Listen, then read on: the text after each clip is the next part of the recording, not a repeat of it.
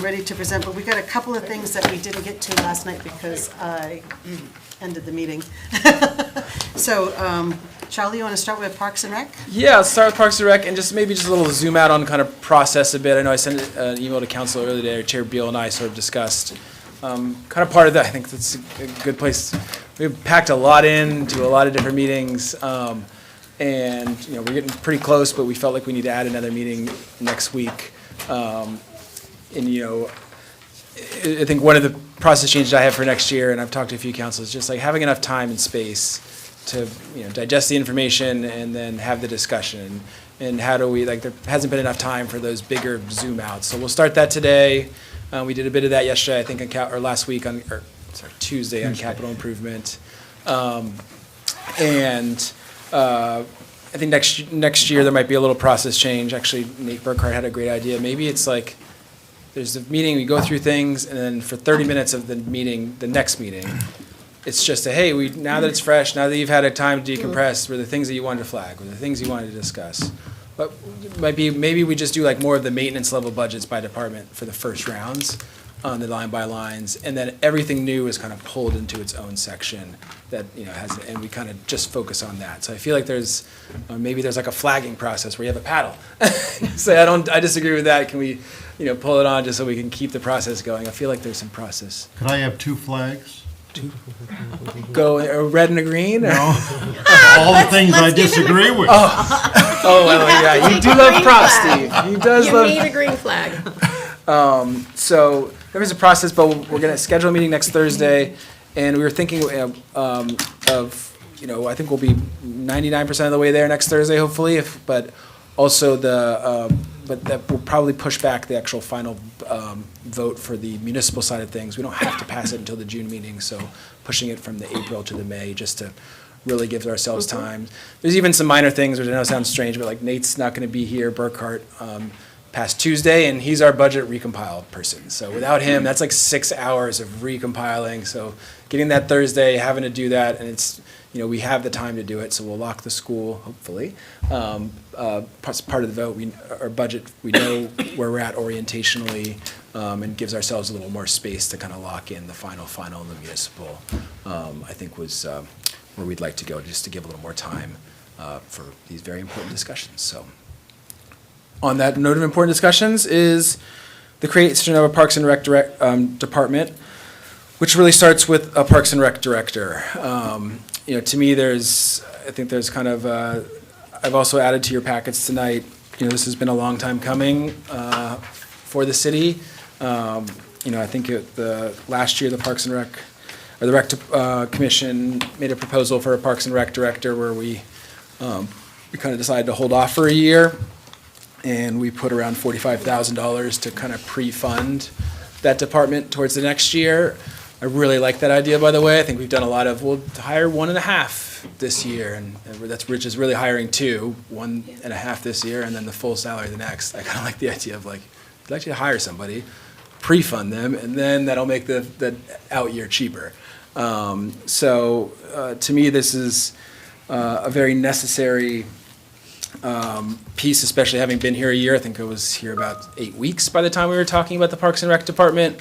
Now that I've been here a year, I think if I would have talked to 2024 Charlie, I would have said, you need to advocate for that Parks and Rec director. You do not have the time, Charlie, to also be the Parks and Rec director for the city of Ellsworth. It's sort of when everybody has responsibility, nobody has responsibility. Senator Tillis from North Carolina was questioning an administrative official, and he brought up a management practice that he used in his former life, which is the one neck to choke philosophy, which is if something goes wrong, there needs to be one person accountable. I would put that into one person to praise. Things are going right. Nice pivot, yeah. And at the same time, and right now I feel like I am failing the city. I've Knowlton Park stuff, we've got to do better there. I want to, right now we have a seasonal cleaning staff for that comes in for 5 months of the year to clean that park, but that park is used a lot more than 5 months of the year. It is an absolute, we need somebody that's on that, and the Rec Commission's doing an incredible job. I don't think that's any critique on the work they do. I think Eric last time when he talked about it, I remember specifically, he did like a log of all the hours that like the commission works on this, and just like, but how many hours is like probably needed to do those jobs the right way. So no central authority vision, I think that kind of really materializes without a Parks and Rec director. It's already been pre-funded to some level. There's an enormous amount of assets that are being inefficiently managed. A lot of deferred maintenance that kind of comes up at the last minute, like these slides or other pieces that aren't there. We've assigned staff that love the work that's being done here, but it's fourth in their priority list, or it's fifth in their priority list to get done. And it is showing, whether it's last year, I think one of the most commented Facebook articles that there was about Knowlton Park and issues that with the maintenance there. And it's still being commented on Facebook, yeah. And then there's just the long-term planning and also missed funding, grant acquisition, in the deputy city manager job search. We got a great candidate, but another candidate had some background in this area, and he was just talking about how incredibly well-resourced the Parks Department is, that they're always so flush with cash because how many grants they pull in.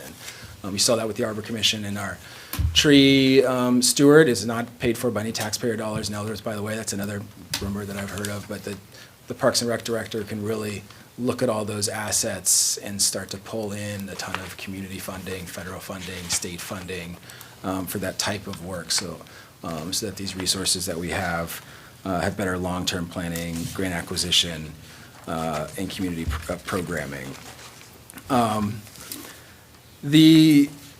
Before I get to some of the budgetary stuff, and we'll be able to zoom in a little bit more on this, I have pulled it out for broader discussion as part of the overview, just so you can see how it affects the overall budget in FY26. But there's some details here on what the salary range could be, what the fringe benefits would be, the total FY26 budget impact, but then also, keeping in mind FY27, that budget impact is going to be different. You're not going to have the pre-funding encumbered over to pay for that.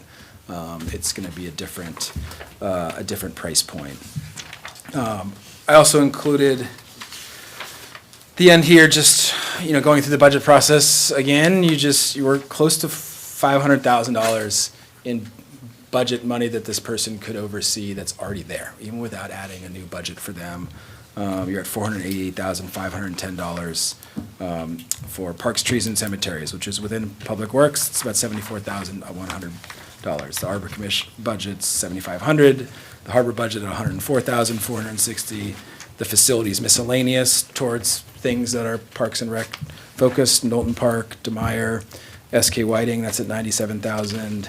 And then as we went over at last Thursday's, all of the areas under the recreation budget of $205,450. So there's a ton of community partners here that really staff and council, who I know are on some of these commissions to help out with. They're doing their best, but that's not the 40-plus hours a week that really I think the city deserves to get some more value out of a Parks and Rec director, and then and bringing that person on to kind of think about that as a department.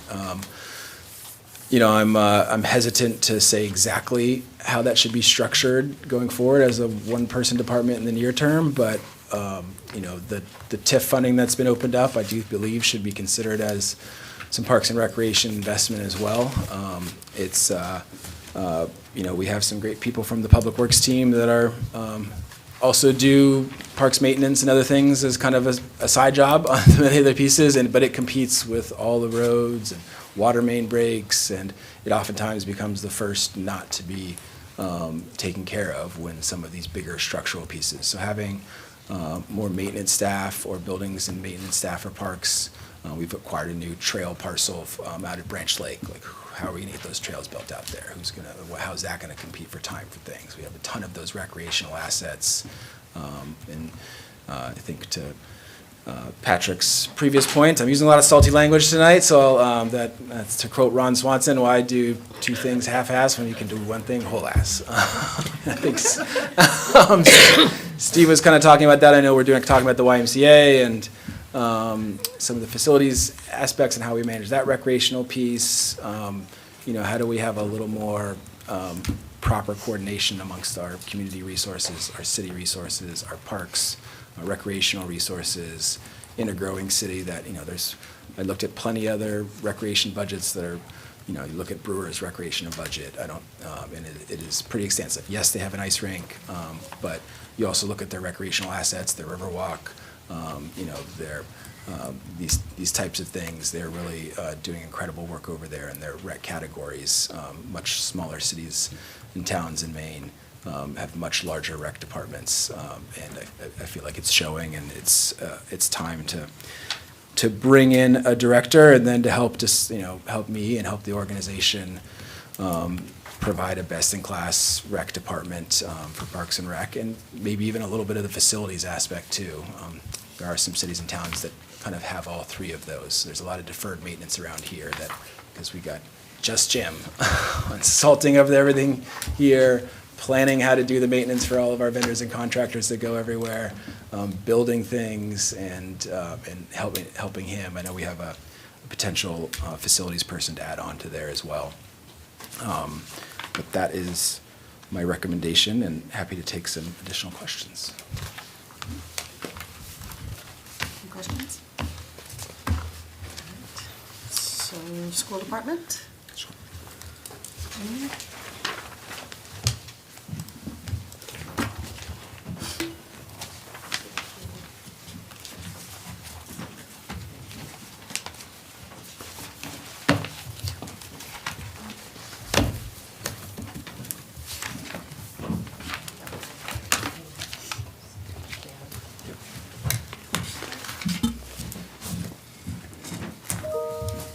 Good evening. Thank you for having us again. What you are getting is several documents, and I'll give you a second to get those before we start.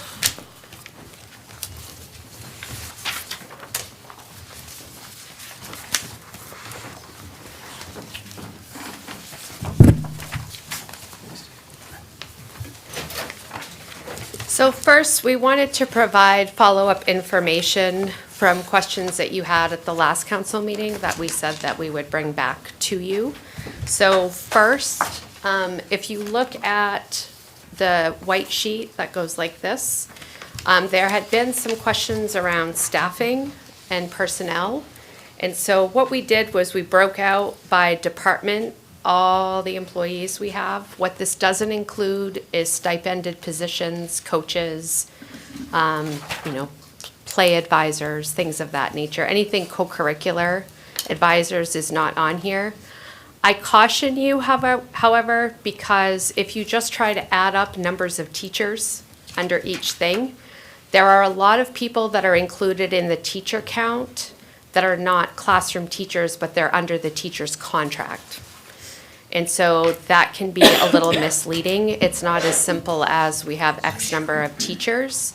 There are a lot of positions, like a fully certified librarian, that counts as a teaching position. But you wouldn't necessarily know that unless you were in education land. And so it's really important as you go through this, if you start adding things up, your numbers probably won't match because there's so many different classifications of people. Some people had questions about specialists and what constituted a specialist. So the specialist unit has its own union group, and they are under a subsidiary of the teachers union, of the teachers contract. But they have their own branch off, and those are your speech therapists, occupational therapists, physical therapists, your school nurses, 504 coordinators, and social workers, licensed clinical social workers. So more specialized certifications in that realm. So I wanted to make sure that I followed up on that request and provide you with numbers across the district for all of our different departments. And that's what this handout shows. The other thing that, on the right-hand side of your folder are 3 documents that also people had requested and talked about. So first, the follow-up sheet on the back The last time you got this sheet, you got definitions of cost centers, which were across the top of our budget. And Nancy had asked, what about definitions of revenue lines and what do those all mean? So on this sheet, we provided you with the definitions of all the different revenue lines. So between last meeting and this meeting, you now have a breakdown of all the definitions of the things that are on your budget sheet. So last meeting, you got definitions of the top half of the sheet, which is your budget items cost center. And then tonight, you got definitions of the second half. And then, so moving forward, that was good feedback. Moving forward, when we come to you, we'll make sure that you get this right out of the gate for both parts so that you see it in its totality. So we wanted to make sure you had that. We also provided for you 2 other documents. One, there had been questions about our debt summary and the totals regarding the school department debt and where that stood and when, how long different loans were and for how much. So we've provided you with our full transparent debt summary so that you would have that as well. All of these things, you'll see the vendor, the description, what was the total amount financed, the balance with interest as of July 1st, what are our FY26 payments, and then interest rate and term, and when our final payments are.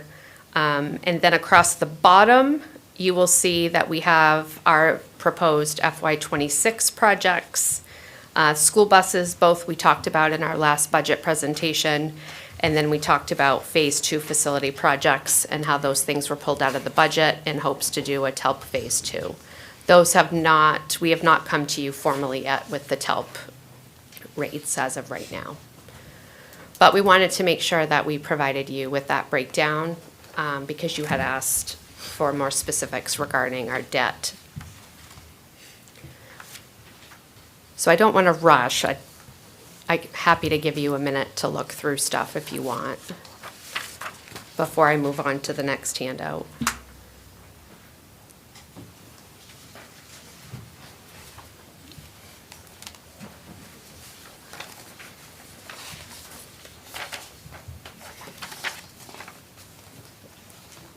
So the next handout that you have, it was asked last time to provide an analysis of Avery Lane expenses. So we've done what we could for this based on what we've done so far. As I explained last presentation, the lights and how much that is going to be and what savings we'll see through that TELP project, we won't know for a little bit. I also think it's important, we had Bar Harbor Bank and Trust electricity usages and bills from last year, but they ran their entire bank server on that property, and so their electrical rates were really, really high comparatively, so it's apples and oranges for us to look at that. But this at least gives you a really clear breakdown. If you recall, when we purchased Avery Lane, it was to collapse 2 different leases that we had been in. And one of the things the school board talked to me a lot about when I was hired was the fact that we had 3 leases and that they wanted us to have long-term have some fiscal planning in terms of our facilities as well. So we collapsed 2 of our leases into the purchase of Avery Lane. And what we do is adult education and central office, we came up with an internal cost-sharing formula, which is what you see on here, which is why there's 2 different breakouts so that you can see very clearly what we are paying for the combination of the 2 departments to be collapsed into one building. So we wanted to make sure you had that as well, as that was followed up on from last meeting as well. Finally, on the left side, the meat and bones I think that everybody's interested in tonight is the work we've done on our budget. Version 3 to version 4 does have some changes, and I will say that giving us a little bit more time between last meeting to tonight has resulted in us getting more clear information, which was super helpful for us. So what you'll see in your version 4 document is that budget to budget, we are now at 7.54%. And that grand total local appropriation, we have gotten it to 5.09%, down from 6.94.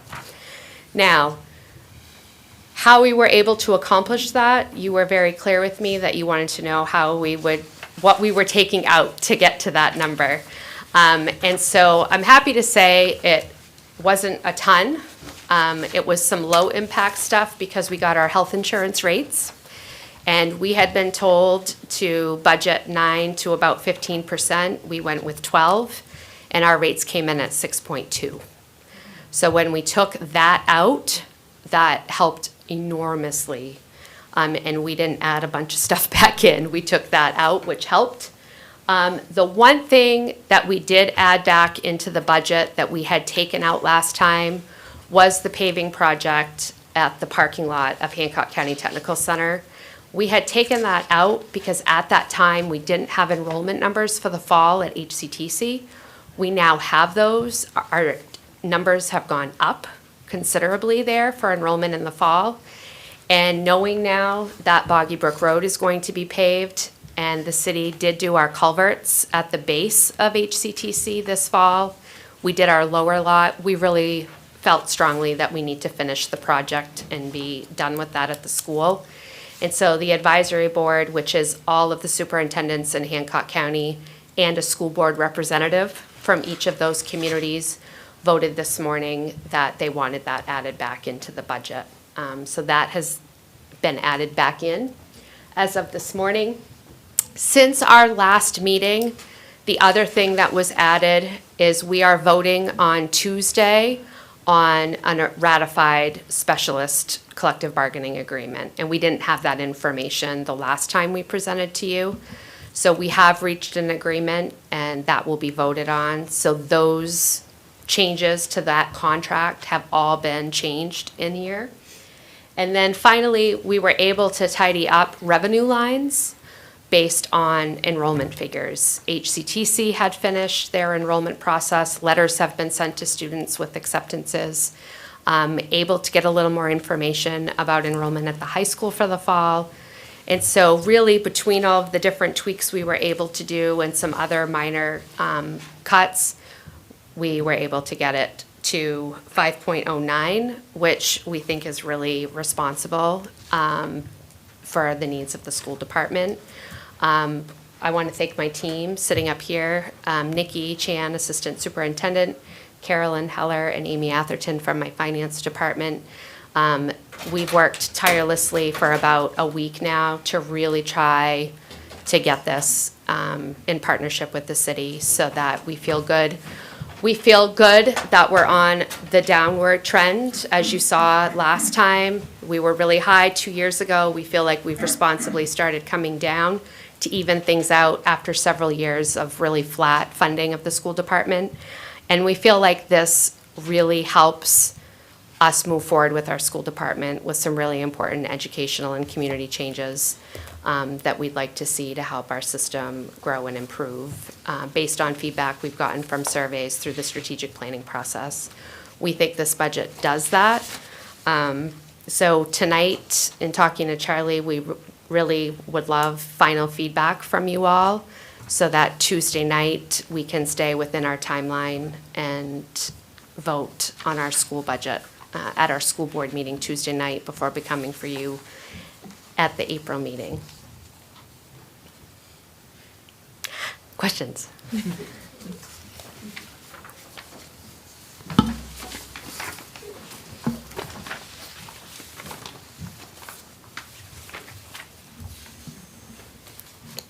I just want to thank you very much.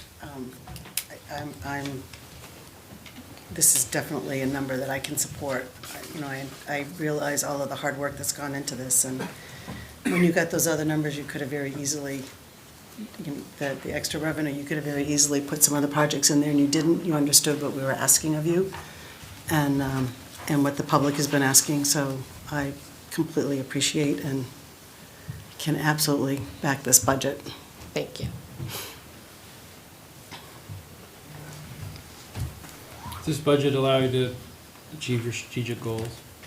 I think it does, yes. I think it moves forward several things that we've talked a lot about, several things that we've kicked down the road for the last several years, like expanding gifted and talented services for students. We've talked about that for, I think, 3 years now. So even things like that we've tried to build towards, I feel really good that this budget will help us do that, while at the same time looking at our enrollment trends and being responsible in trying to find a good balance of, you know, with the budget, balancing the budget, but still being able to accomplish some of those goals without adding. So yes, I do. Great.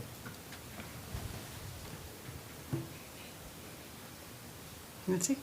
Thank you. I'll add, I appreciate both the additional information and coming down about a percentage as a half and a half. I said last time we talked about the school budget, I was struggling with the difference between the school budget increase and the municipal increase.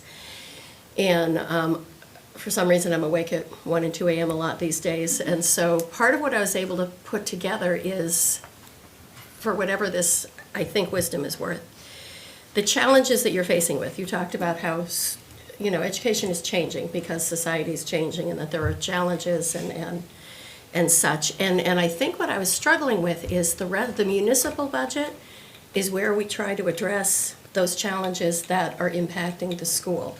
When you talk about substance abuse, poverty, lack of housing, economic development opportunities, property taxes as a cost of housing, all of that is in the other budget. And even thinking about Knowlton Park and the library and Harbor Park, these are all, in my day job, these public spaces where we can come together are critical to physical health, to mental health.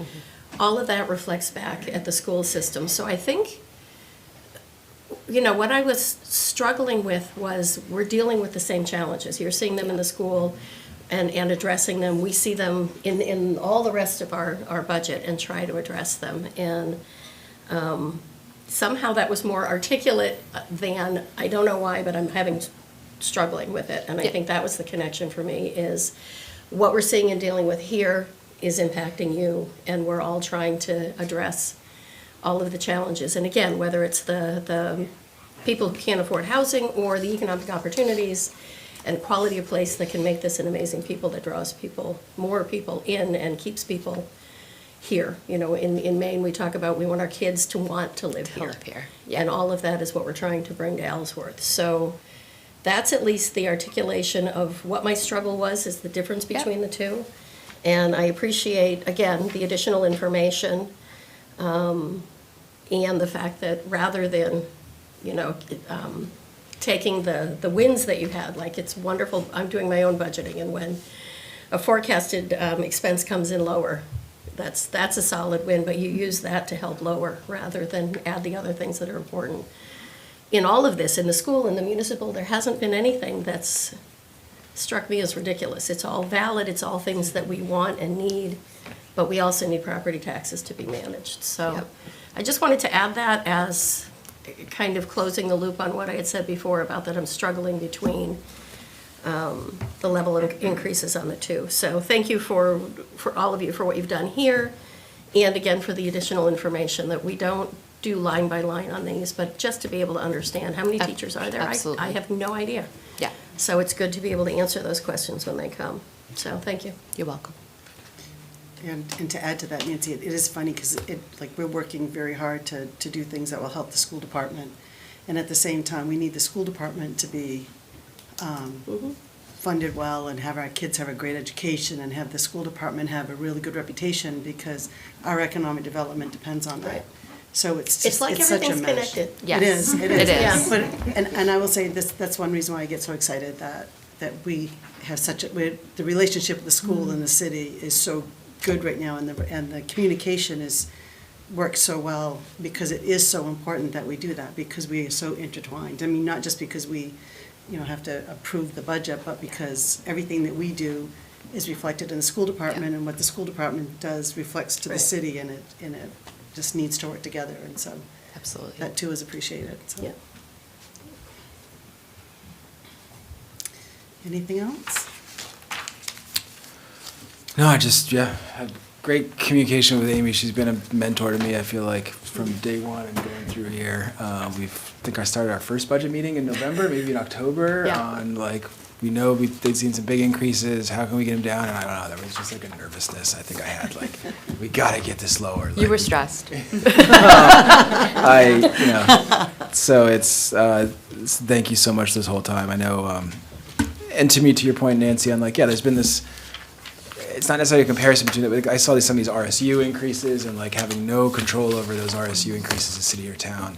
And then to come here with a school that's like, not just that, like the connectedness that council has kind of approval here, but like you can tell it's a partnership. And this, I think it's a special, what makes Ellsworth very special and such a great place to be. And I'm also looking forward to, I know we talked about the track, which I think will be our next partnership. We'll talk Yes. a little more capital improvement, hopefully if there's time tonight. But I'm looking forward to kind of deepening the partnership on getting the track prepared. Yeah, for sure. Going forward. All set? I think we are. Okay. Thank you very Thank you. much. I appreciate everything. And thanks everyone for coming too. Yeah. Can I, Charlie and I talked, I'm dismissing them, okay? Okay. She does the same at our meeting. It was much quicker than the last meeting we had. Yeah.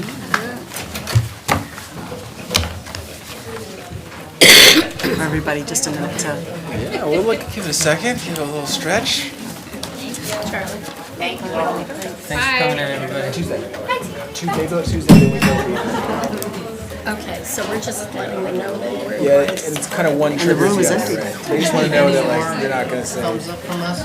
So Tuesday, No, they'll approve theirs and then we'll have it at our meeting. December, and they kind of know that we don't have any changes Thank you. officially. Sure. It's okay, the room's We empty. got stuff to do. Before council, and then it would reset. It's a school night after all. Bye, Charlie. Thanks, Paul. See ya. Thanks, Paul. Thank you, Eric. Hi, Nikki. Thanks, Eric. Thanks, Eric. Sure, you're not leaving, are you? So, You're just trying to sneak out with everyone else. I don't know if he, That's right. Charlie, We know where to find you because somebody announced where you live recently. No, his pieces were in here, and gosh, come his get kids you. were in here too. That was a little salty for kids in the audience. tonight, Nice. but- They've never heard those words before. all right, okay, so to move on. So you've got on here budget overview, latest school Yeah. funding. So I'd like to, Nate, if you could pull up the overview, now that we have a school number to lock in, we can kind of see where we're at on the budget overview, the total levy increase. I also added directionally the 68,000 in capital improvement planning kind of numbers that we approved. We'll talk more tonight. These aren't final, but, Are you gonna make this like a game show, like a drum roll and right, so we're, balloons? so the school budget. We've done a lot of these meetings. Is that the We school need budget balloons. in now? We're at 3.4%, Nate, or is that? Yeah, what was, If you could what get- was the percentage I said? 5.1.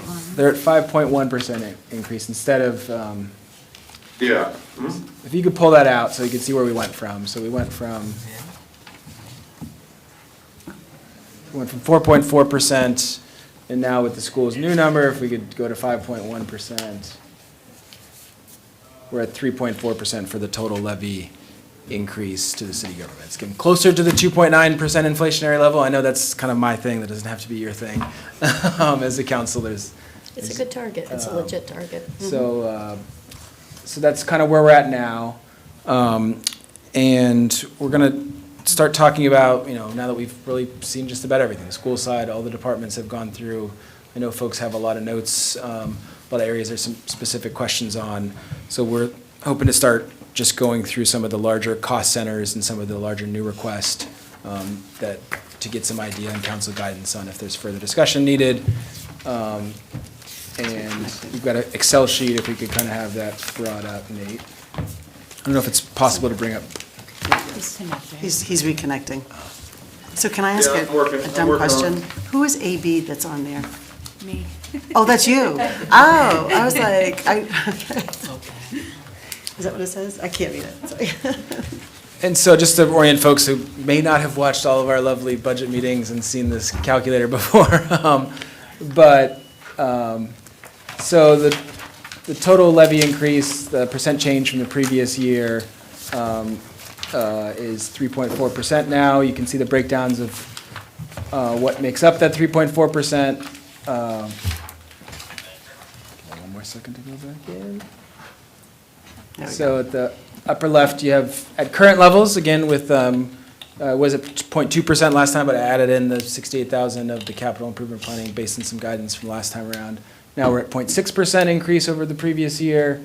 And then the school budget, we just saw they went down from about 7 to 5.1%. And then the county tax is one of the things we pulled out. Their increase is 9.3% over the previous year, which blended together gets us to the 3.4% level we're at now for the total appropriation.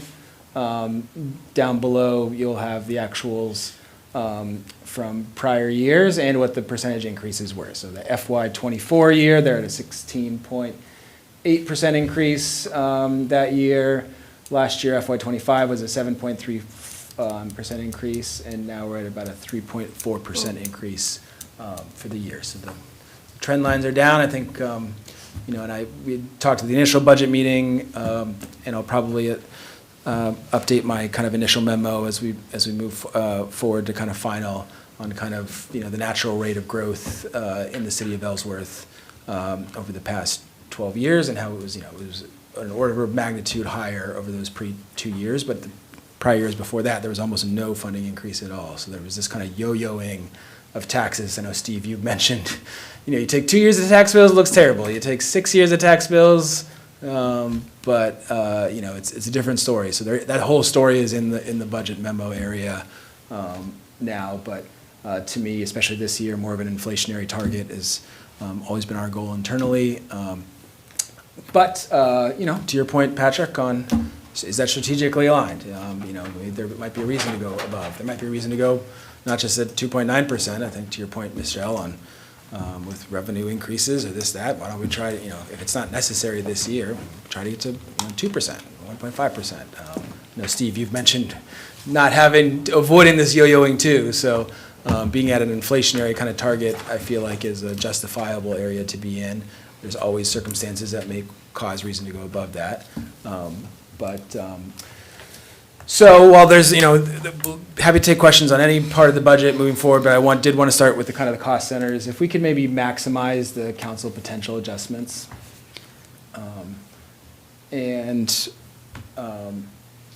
So we've kind of highlighted here, maybe zoom in a little bit. Sorry, just so folks can. So I've pulled out like the major areas that had larger increase from the administration side of things. The things in yellow are things that are actually not in the budget, but either they weren't included in the manager's budget or they were like something new that I thought I would like to be considered. So the maintenance position, that's in the budget, that's in the manager approved piece, that's a $24,000 increase to the FY26 budget, and you say, you can't get a maintenance person for $24,000, that's ridiculous. The answer to that is, and the memo Sarah had on this with the maintenance person is like, we're spending $66,000 already on contractors to do this building for 3 hours a week, and the police station for, I think, 12 hours a week, and there's the Knowlton Park, and there's the harbor, so you have somebody who's dedicated full-time, you pick up an extra 1,000 hours. We did the math between what we're currently paying for contractors. For an additional $24,000, we'll have about an extra 1,000 hours of maintenance work. And to me, that was one of the big selling points. I told everybody I don't want to see a lot of full-time employee requests or additions. We're doing Parks and Rec Director. That's it this year. That was my guidance to staff from the get-go. But Jim had some pretty good reasons for putting forward, and then when Sarah kind of came on board and worked with Jim on putting this together and how much we're spending, and just some of the critiques that we're getting at the cleanliness of this building, the cleanliness of Knowlton Park, the cleanliness, and the fact that I believe a janitorial staff used to be in City Hall previously, that's the impact here. However, if we wanted to not go with that, and you wanted to X that out as a council, we would get, that's gonna save $24,000, and that's gonna be 0.22% decrease to the levy. So we'd go from 3.4 to 3.2. The HR intern, we wanted to develop an intern program, and we realized kind of last minute here, we actually have a great candidate for a summer unpaid internship, but unpaid is never unpaid. There's gonna be staff labor time. but also a laptop, license fees for email, et cetera, that for summer, fall, and spring intern would be about 6,000, and I would like to move forward and get some of that. I think we'll get a lot of value of our kind of initial pilot intern program that me and the HR team are working on. So that's not in the budget, that's why it's yellow, and if we add it, it's 0.05% increase to the levy.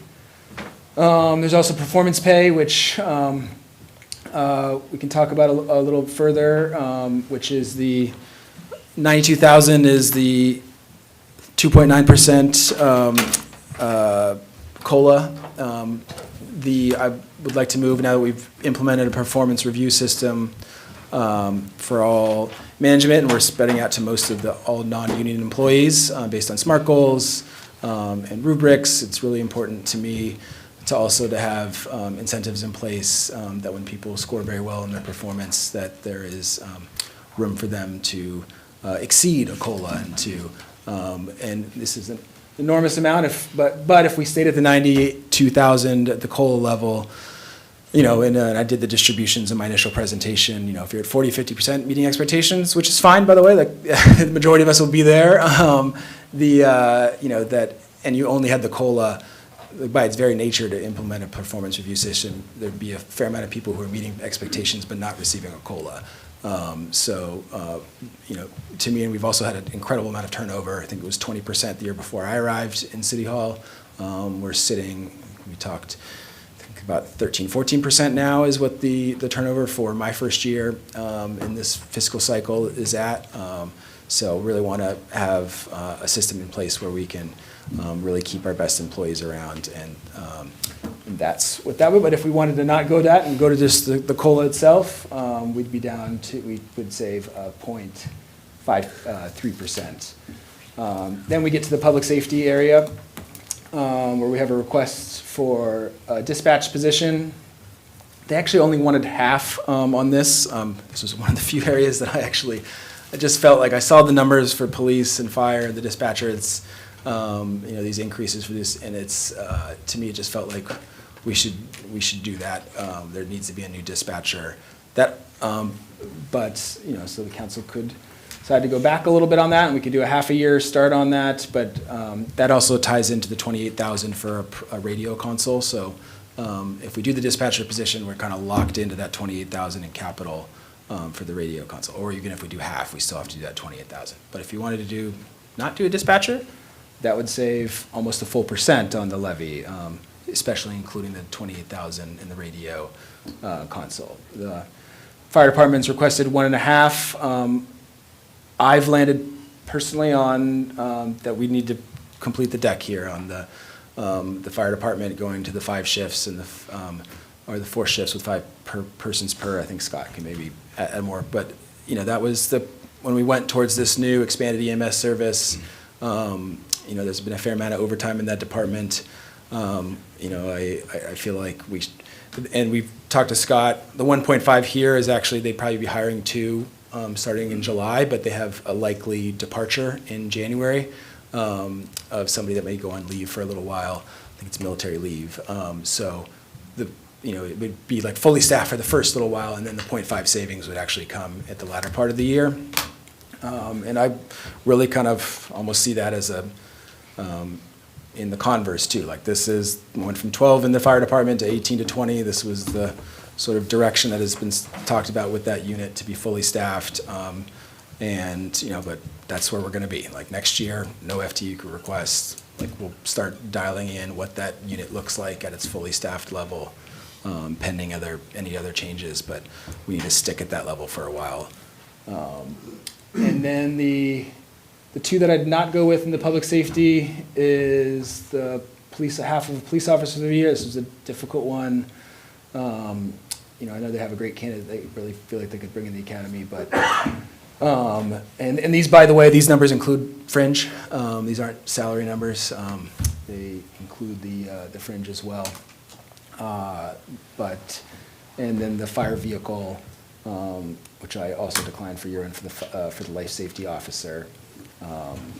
You're looking at amongst them 9, So 1, 2, 3, yeah, so it's, Charlie, remind us, the fire vehicle at 12,000, that's a leased amount for, it's like a personal correct. transport vehicle, not, okay. Yeah, and I think that's more in like the truck level as opposed to what we would consider for like the other, like the code is a much lower amount. It's like a $400 a month as opposed to this would be like $1,000 a month.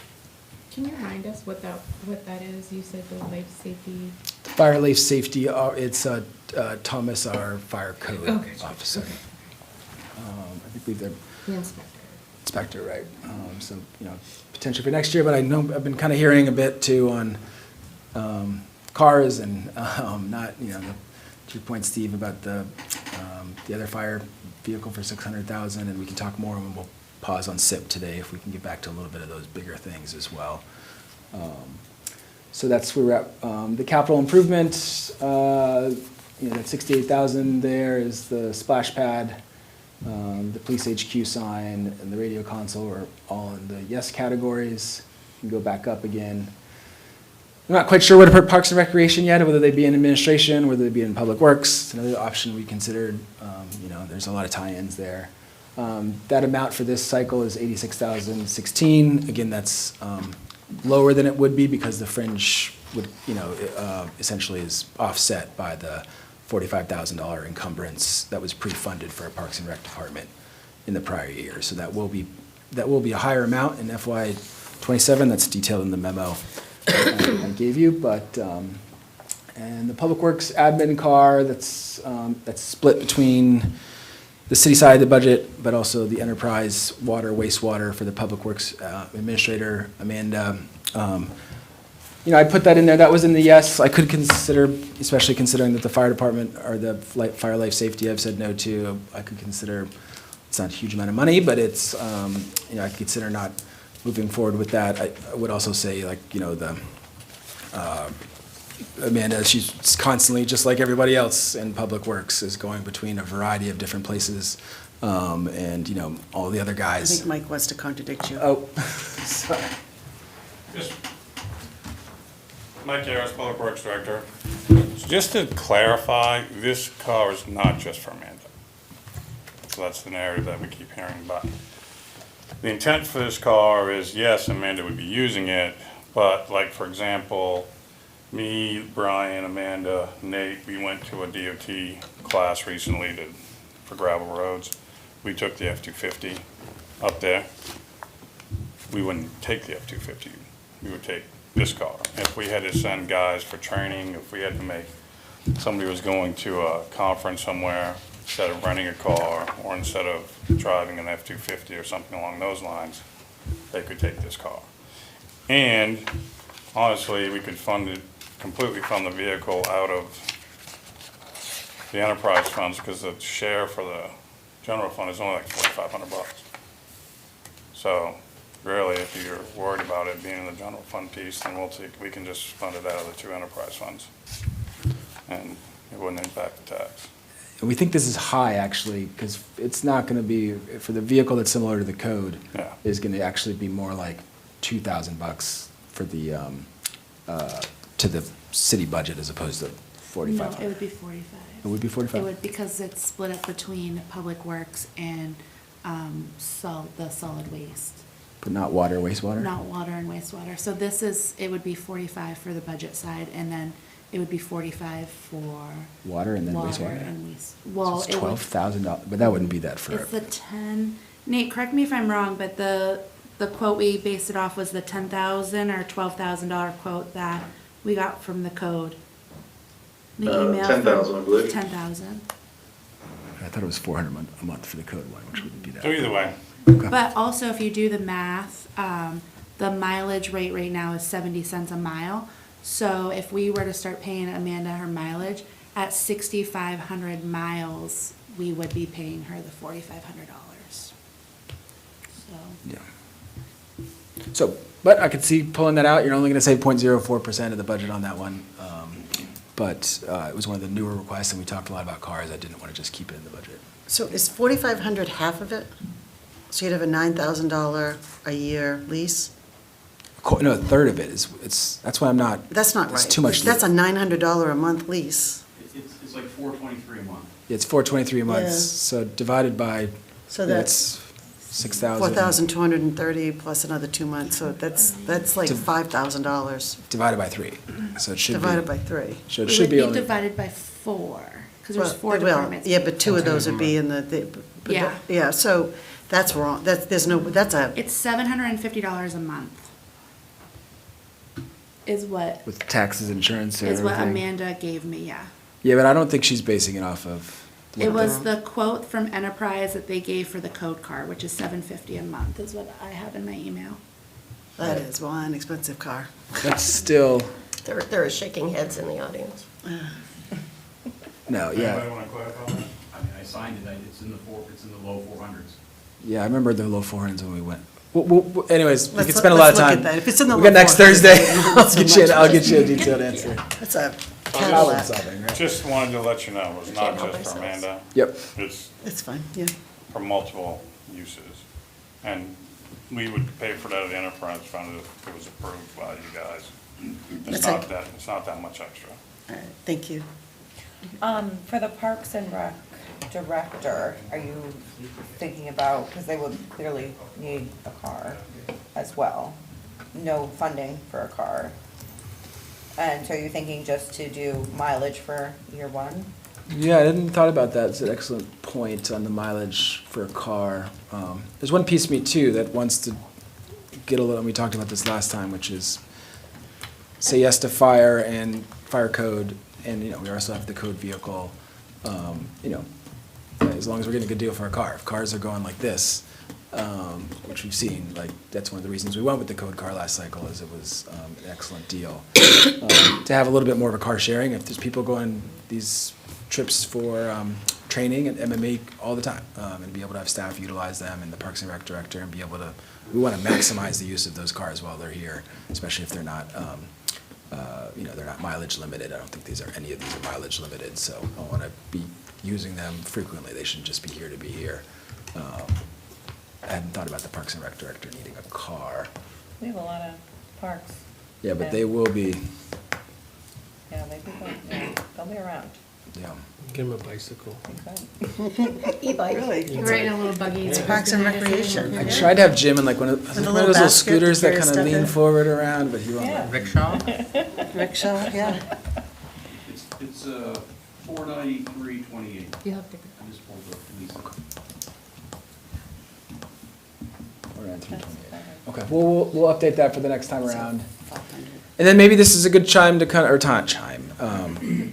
time to hand it over to John on, there's a couple other, you know, and we can talk about these in more detail, but the first one I wanted to kind of pause on was the nonprofit outside groups. And now John has a recommendation here to potentially add about 8,000 to the nonprofits.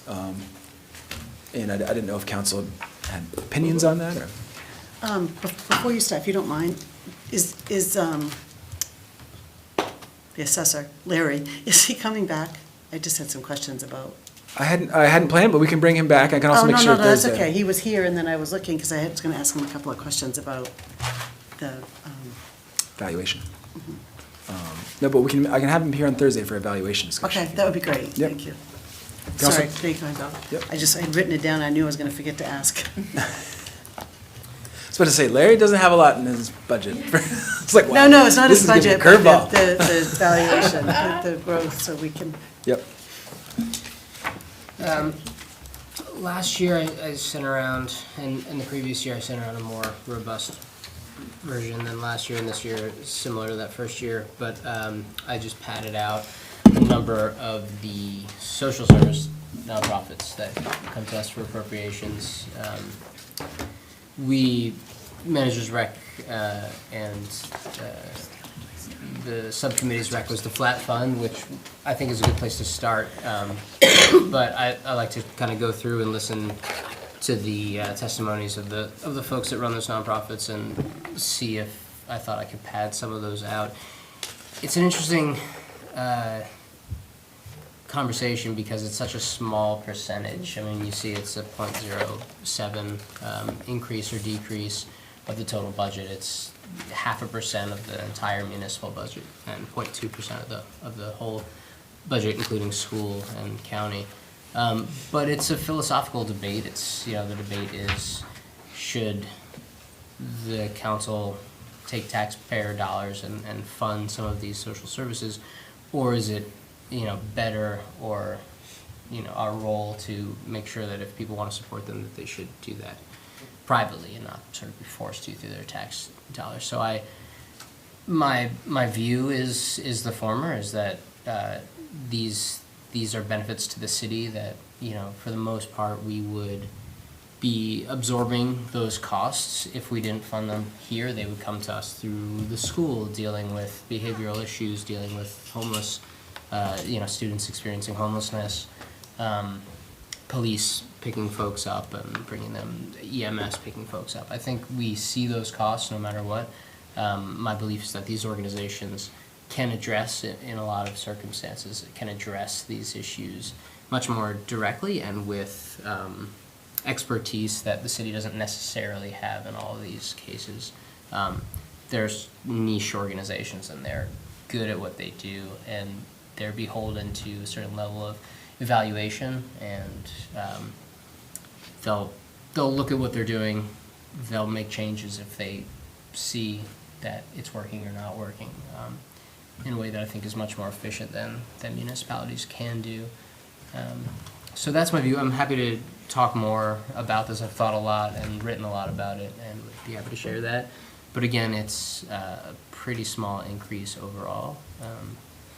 And with the exception of maybe one or two, like the Hancock County Homes Foundation, I didn't know too much about.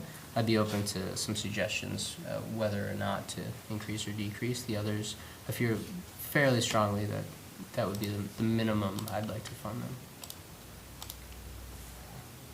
So I just want to talk about the Hancock County Homes Foundation. They were asking for furniture. I think that doesn't qualify for social services. It's for basic life needs, heat, food, housing, that sort of thing. So I am absolutely not in favor of that one at all. So I know that they need it, but I just wonder if they could do some fundraising opportunities or try to find another way to do it. So that's just my 2 cents. Yeah, I wouldn't push back against that assessment. I don't know them very well, so maybe they'll hear that and come back next year and have different. Yeah, reframe their ask. Yeah. Yeah, I'm looking at John's proposed increases, and they're all, I think, reasonable. I also had kind of marked that one for the Hancock County Home Foundation. But I could support John's proposals for the increases, save the Home Foundation, keeping that flat. That would be a $7,000 increase. And I know that $7,000, it's not being spent on something else, or there's an increase in taxation otherwise, but I support John's analysis that these organizations do provide a valuable service to our community, and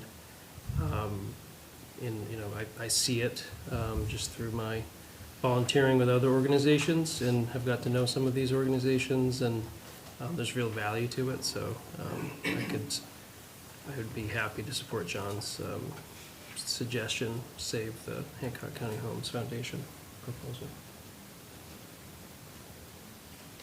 I would just speak, I think, echoing the point John made, we're paying for this. This is a more humane way to pay for the needs before people spiral into needing EMS. So I think it's inappropriate, again, the balance of tax dollars versus overall health of the community. I think what you've proposed, which it's not meeting every request. I think you were thoughtful in looking at where it would be, and for the difference in the tax roll, I think it's appropriate to support the community in this way. We can't really vote in a workshop, but if we just kind of get a nod on whether we want to do these changes. Straw poll. Straw poll, thank you, Yeah. that's the word I was looking for.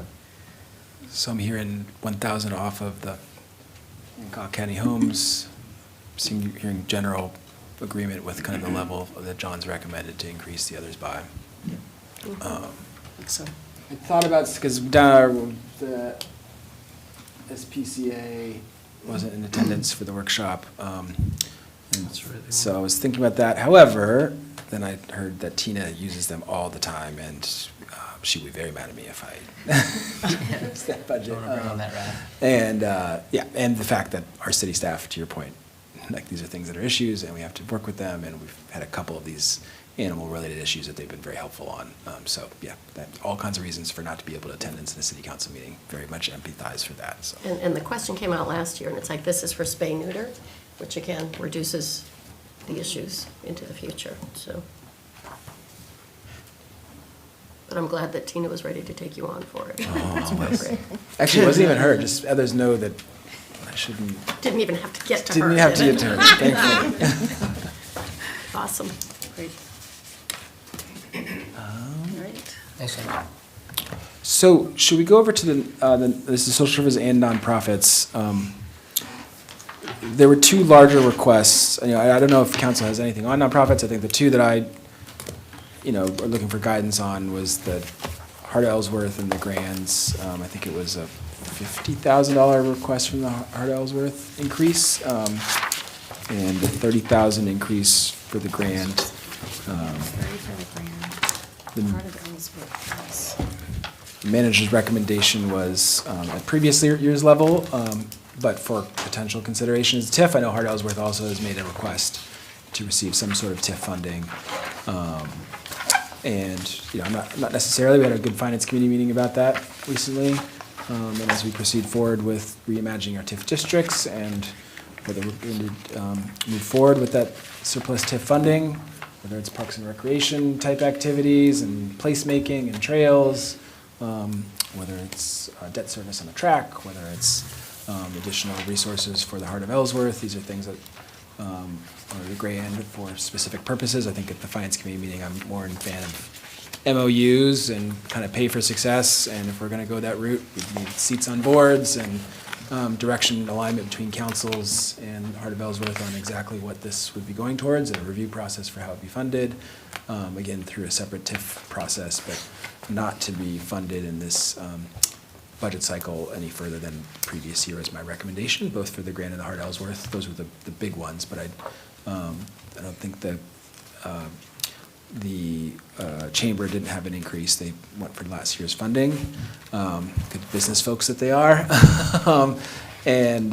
But the council, I know we didn't have quite a lot of time. It was a long night when we heard this, so I don't know if the council has disagreements or where they're at there. Remind me where they I'm just trying to find it. One is in, the Grand is in recreation, and Recreation, I think they're both in I think the Heart of Ellsworth is in miscellaneous. miscellaneous. Okay, Page 211 is Heart of Ellsworth. thank you. Grand is 706. Yeah, they asked for 57,000 last year, the Heart of Ellsworth did. They received 25,000. This year they came in with a $73,000 ask. That's where they're at. Yeah.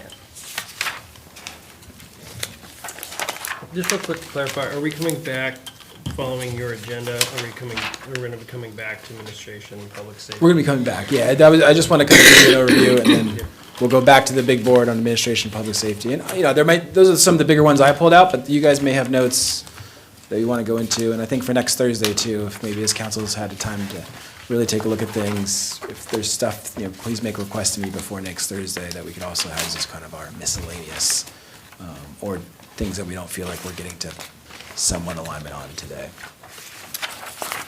If I may, to your point on the Grand and Heart of Ellsworth, I think I would support your recommendation of keeping them where they're, I would support the manager's recommendation, and that we do engage with them as we are kind of reimagining or, assessing the TIF process we have. I think I look at both those organizations as supplying a lot of value to the community, but I think if we were to consider increasing the level of funding that the city would provide, I would want a much more kind of robust overview of what that looks like. The MOU process, seats on boards, as you said, Charlie. So my position is adopt your recommendation with the understanding that, I mean, the Grand really, you know, it's a unique asset for this community, as we discussed, the Criterion closed, you know, there's, I really view it as an extension of our education and of the arts here. You know, it's, so, but at the same time, I don't know if that's really, you know, something the city should be funding at that level. I'd want to learn more about what that would look like, and, you know, it's really on the Grand to kind of sell us on it to a certain degree.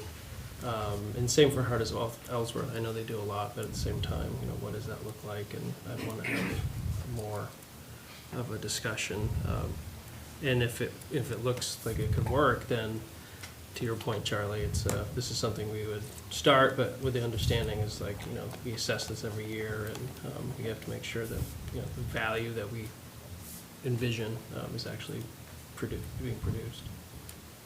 Yeah, and I think I won't speak, but I think the Grand was, it was 1 month of operating expenses, which is the other thing I'm a little bit, yeah, I feel like if we're gonna, needs to be for new or for something specified purpose that couldn't be funded through grants, it's kind of my orientation, especially with the TIF, that it, you know, it can't just be to subsidize a previous thing. If we were gonna go that route, we couldn't just subsidize a month of operating expenses. It would have to have a little more change to it. But we can talk for it, because to your, all those other pieces about the Grand, I go there all the time. Amazing community resource. It's not to say it's not absolutely like a huge piece of Ellsworth. We can't lose that. It's doing amazing. But what's the proper role for the city to increase funding there? Yeah, I would agree with that too. It's like, I'm not a huge fan of just arbitrarily funding operational expenses. Project-based, absolutely. Capital improvements to the Grand things that they're looking for, absolutely. But I think if an organization can't survive on its operation and then ask for help for the other things, it just makes things a little more questionable, so.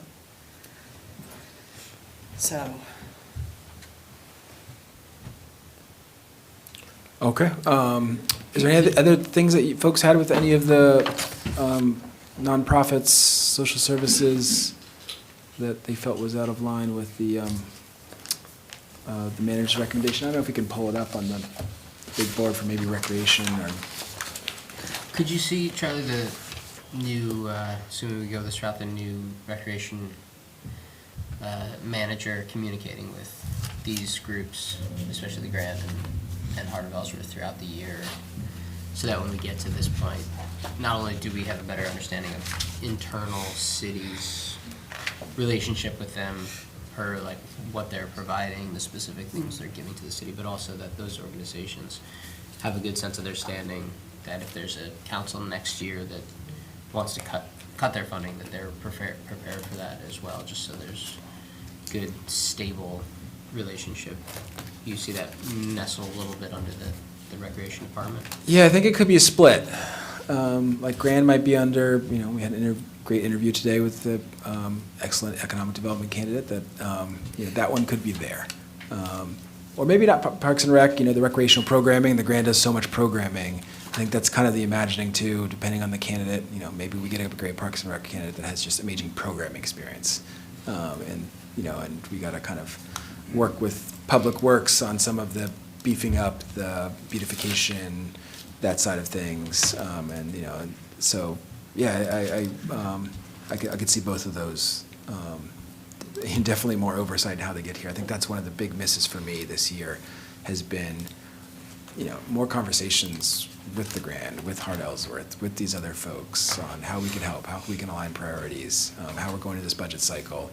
5, 6, half a dozen meetings with them about this, so that we come with those proposals, having already had a lot of staff input before we even got here, so you all will know, like, this is the value you're going to get for X, which I think another, or maybe I'm just flipping the Parks and Rec director. I could see that as whoever becomes our economic development director, especially the Heart of Ellsworth. I'm hoping that whoever we get will have a good relationship with all of the organizations, the Chamber, Heart of Ellsworth, you know, the EVDC board, IRCI board. I think it would be great to have all of that kind of brought back together for us too, and more partnerships. Right. I can see it kind of like, and like a lot of the things we do in here is a very collaborative effort. The city manager's office, the deputy city manager, Parks and Rec, economic development, public works, having some nice alignment. But I'm not gonna say one neck to choke anymore, one hand to shake. Like your responsibility is grand overall. Like they're, you know, yours is Hart Ellsworth, yours is these pieces, so that they really have dedicated staff support. But then there's an intense amount of cross collaboration, especially on all those pieces. They're so interrelated. Yeah. I will say, on their behalf, Heart of Ellsworth did present at most of our council meetings throughout the year. Just here's an update, here's the programs we're planning or we just completed. And a number of those are direct city, you know, the Meet the Candidates, for example. I think they'll continue to do those as the grant will continue to provide free music and theater in Harbor Park throughout the year. There is going to be an increased cost to those services for both organizations. That may just be, you know, that 2.9% inflationary cost. I wonder if we consider just, we know you are doing these things for us as a service. Here's a bit more for those increased costs for those. That's. I think with Heart of Ellsworth, having a downtown TIF would be really helpful to them and sustainable. We had the opportunity to do it before, it just never got set up. But if we would be looking at the TIF, and then Heart of Ellsworth wouldn't be all of it, but they'd be a part of it. And then Parks and Recreation could have it for some of the beautification and, you know, the parks. And you'd have a specific part of the TIF for exactly that, for economic development, for parks, for beautification, that type of thing. I mean, that's out of budget season as well? Yep, it would be out of budget season. And if we do, Charlie has asked for a consultant to help with the TIF, and it's time. That TIF was 2012, right? We did that, we did that TIF. And then it goes to Yeah, so it's 2036. 13 years old, and when I was reading through it, I'm like, oh, some of this is really out of date. It really needs to be relooked at anyway. I love that It's idea. a That's kind of like a, opportunity. you realign that, decide what to do with that funding for some pieces, but then, yeah, the Heart of Ellsworth and or downtown association, but a TIF downtown, it kind of puts all the incentives in the right place too, right? It does. You keep And increasing if the we- value of this, Riverwalk. shelter in more money to Harbor it, Walk, yeah. All of that could be Well- part of a downtown TIF district. I'm going to say, we talked about defining that location where there's actually going to be a significant increase in valuation is critical, like Yep. down Water Street would be Yeah. a piece where we hope to have increased valuations. And if we do So- that, a downtown TIF district wouldn't be its own evaluation area. It would be, you would say, we're going to take a certain amount of the economic development TIF, and we're gonna set it aside specifically for the downtown area district.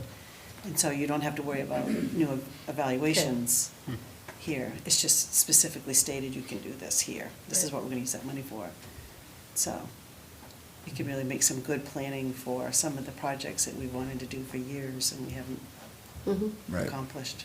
Right, and then adding new TIF areas, maybe the courthouse piece that will up value in a fair amount of time, maybe that can go towards more infrastructure development. And, Exactly. you know, residential and trust, and I know there's other cities and towns that kind of have that piece, that are, you know, it's, looking forward, but we're gonna go down too far on TIF, but. Yeah, we are, but yeah, I was just thinking that would be just a great way for Heart of Ellsworth to be able to be, you know, that funding be sustainable for them. Yeah. So is that, so I'm hearing that we'll kind of put the Heart of Ellsworth grant, keep it part of the TIF conversation, but not any big edits on that, social services. So, Does that really fund them through the general budget, that what they're asking?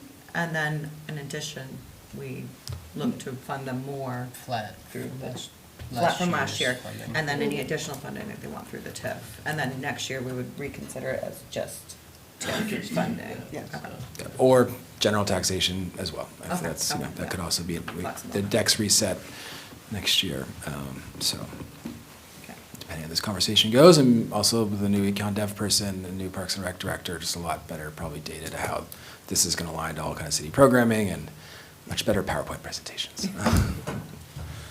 All right, can we switch back maybe to the big board, the overview section, so we can maybe start with administration and the bigger asks? Yeah, and I can't read that. What is the dollar amount of the increase in appropriation? With the, I know you said 3.4% increase Go down in the to levy. the This, one What's point the dollar amount six, for that? FY '26 estimate, 27,249 versus 26,363. So it's this minus this, right? 26,363, so you're up a little less than a million. 26 Total school and everyone? 363, I think this includes municipal school and tax, and you go up to 27,249. In the county, which we have no control. Because my question was, so if we have a 3.4% levy, how much of that is raising taxation and how much of that is new growth? This doesn't include, I don't think, any, this may be your question for Larry. I think this is just on the, If that's just a 5% across the board increase? well, no, So what that doesn't get to the, yeah, exactly. So why don't you click out the assessment increase FY '25, maybe just make that zero. It's across the board. There's no differentiation in these graphs right now. Okay, So if you can make that zero, doesn't change the Doesn't levy. change. The levy dollar is the levy dollar. There's no, you know. Okay, yeah, that's what I can't The see. amount we're asking for. Wait, can you make that whole screen? Yeah, can you make it just a little bit bigger? Or just the whole Nate, screen? so I can No, read those don't do it, numbers? Nate. Small. Can't let him see these numbers. Damn it, busted. I'm working on it, okay. I need my notes here. I didn't bring a piece of paper. Is that better or no? I guess, I'm sorry, I'm blind. Maybe a bigger. So the actual levy was 26,363. Or just closer. Where's your calculator? Where's your? I know. Didn't bring it. Just brought my phone. What? You moved Who it. are you and what have you done with 26,363. Steve? Are you awake over there? I'm just disgusted. Trying to help your eyes, Michelle. Thank you, I appreciate it. I'll send you my Oh, that's much manifesto better. on why I think. municipal should- And Nate, because could we you always- show the formulas real quick? It's okay, If no, I I just, remember I how to wanted to do know it, that I'm not as because good as, This is just fun. if we knew what,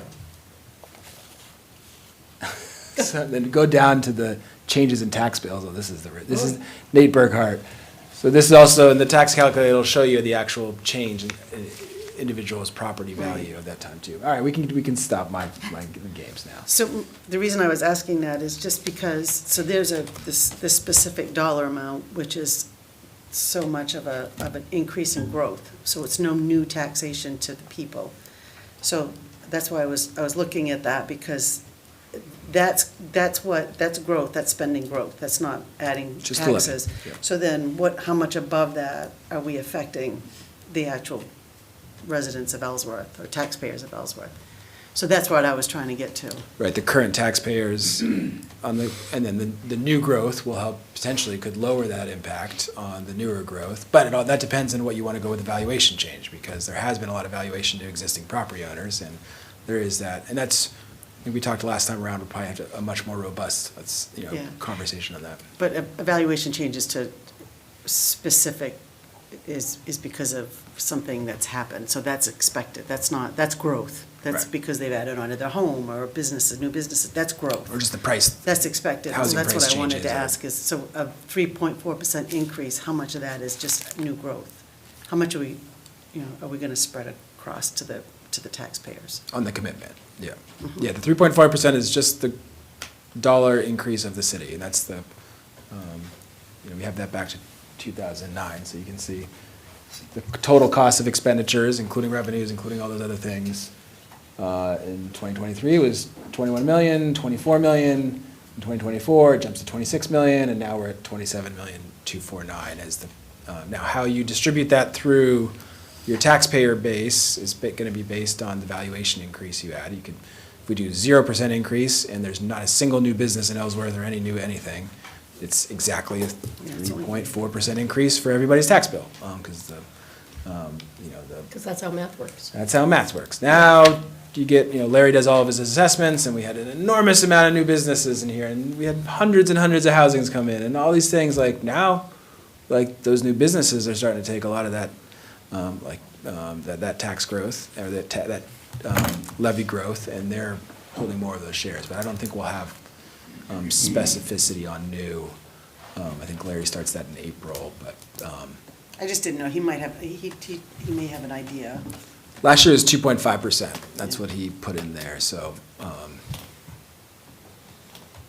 And, I know that you look at and there's other things like that, with the zoning board of appeals, I think, denied an appeal for that 36-unit middle-income development on Beals Avenue. I think we did the calculations before, like, when that goes online, that's $100,000 in additional taxes, like, every year in perpetuity.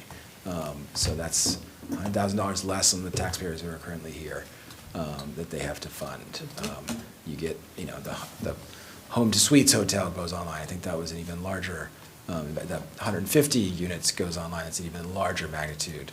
That new Dysarts that's coming in, that comes online, that's, all that stuff really helps over time to.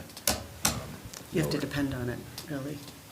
Yeah, or Yeah, else. all of that stuff is where we want it to be without adding more costs. Right, or else in a lot of rural America, the only way you fund the increase of government is your existing tax base, because there's not enough new growth to meet that demand. So hopefully, like in the directions, people have said momentum in Ellsworth, it seems to be building here for a lot of this new growth, so. Any more questions, there, Michelle, before I go to maybe No, some? go ahead, I'm sorry, I was just trying to get down to a dollar amount that we would expect to be actually going to the taxpayers as an increase. Yeah, 900, that looks like, what is it, what's the dollar figure, did you do the calculation? It's only 885, 838. 885, yeah. Yeah, 838 without any growth. And that is actually, oddly enough, that's the mean, between 2009 and 2025, I did the calculations, that's the mean growth is, but if you actually look from 2020 to 2025 FY, it was 1.2 million, so we're actually,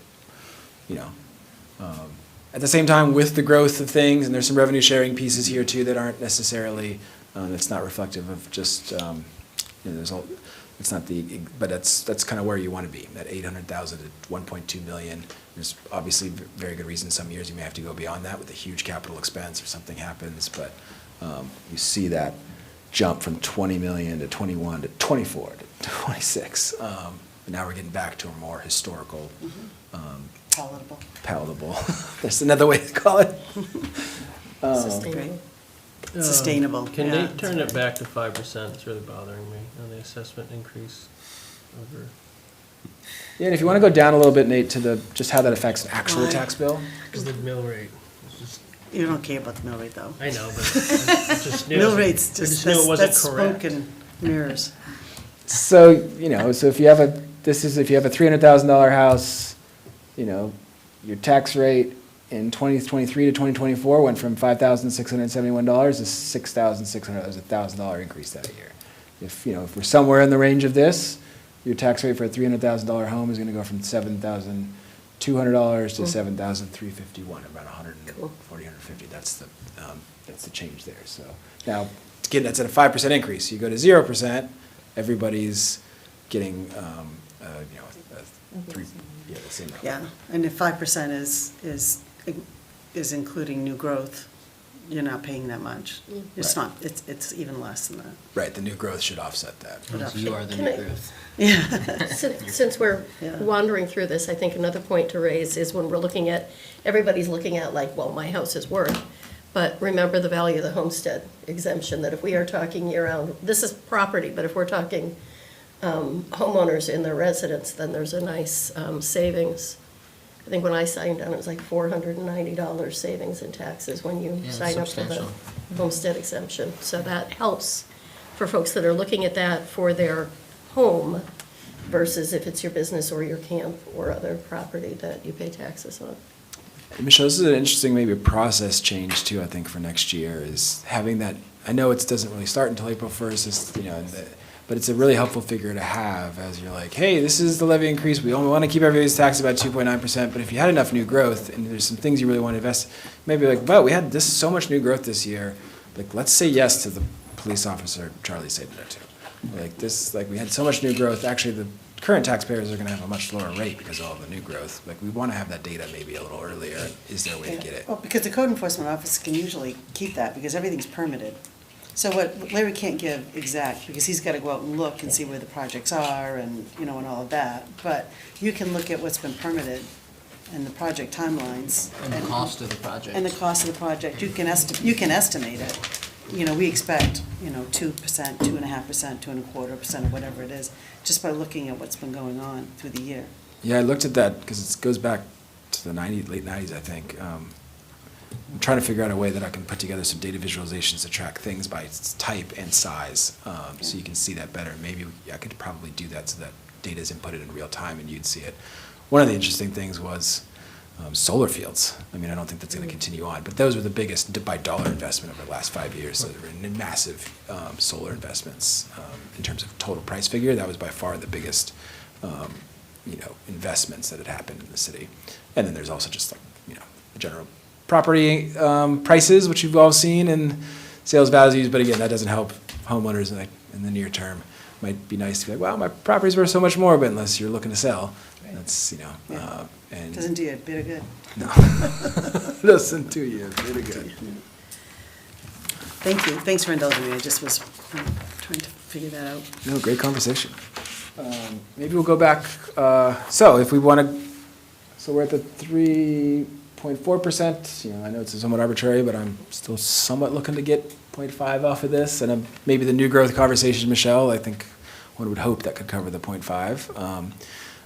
So maybe that's not the worst place to be, is at 3.4. Or on the converse, I think, hey, I understand 2.9 is what Charlie wants to get to, but this is really important, we need to bring it in, or it hasn't been thought of yet. Or I don't think that's important, and regardless of where the tax rate's at, we shouldn't do it. If we want to go back to just the right side, maybe we'll make that bigger. For some of these are the larger ones that I pulled out of the budget. That again, the yellows aren't in the budget. I'd like to place them in there. We have some representatives from some of the department heads that are closest to these figures. If you want more questions. If we could start with the ones that you are pulling out, like the half a police officer. Yep. I think if we could start with public safety, I think that's a great one. That's probably going to take us the rest of the meeting. We go to 8:30 or so, I think. It's a bigger one. You're the boss. Yeah, and this is the biggest. It's a bigger one, and I think it's a good conversation. And when I was looking at my notes and trying to figure out what public safety was asking for,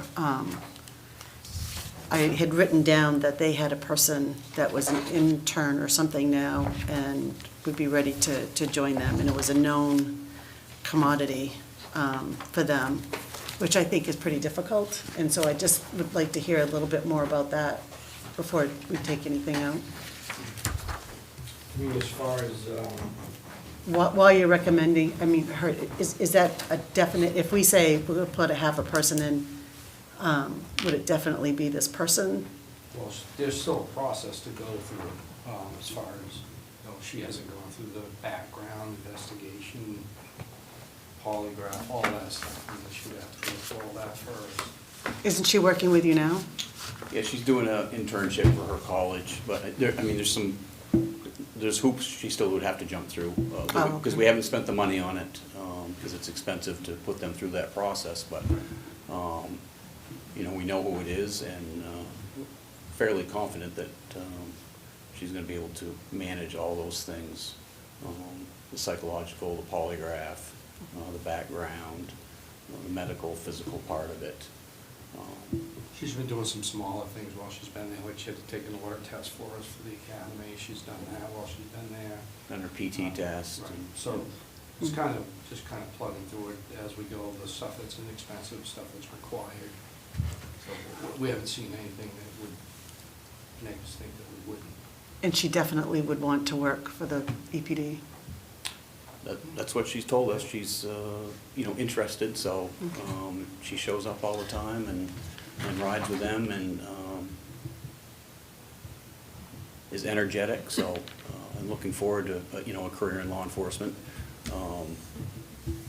But it goes back to, the big thing, even if it isn't her, for us to get somebody hired and through the process to the academy, through the FTO period, get their feet wet so that we're comfortable with them and they can handle things on their own, it's a year process. And there's potentially somebody leaving next November, depending on how an election goes. So that's a vacancy for us. And we talked about people getting done over the next 5 years. If we just don't start planning now, we're just gonna be behind the 8 ball even more. And it's cost us overruns this year in our overtime account, filling 2 open vacancies. So if we could get them hired, then we could at least know we could get someone to the academy, hopefully her in January. We get her out in sometime late May, and then hopefully be on her own sometime in the September, October range. So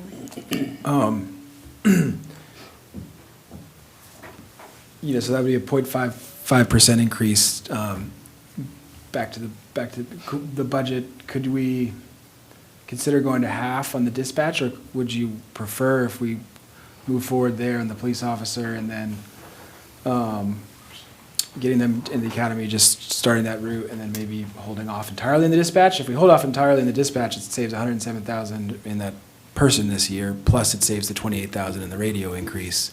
So going forward with half a police officer, but holding on dispatch for a year is like the much bigger cost savings. Or would you prefer to go half a dispatch position and half the officer?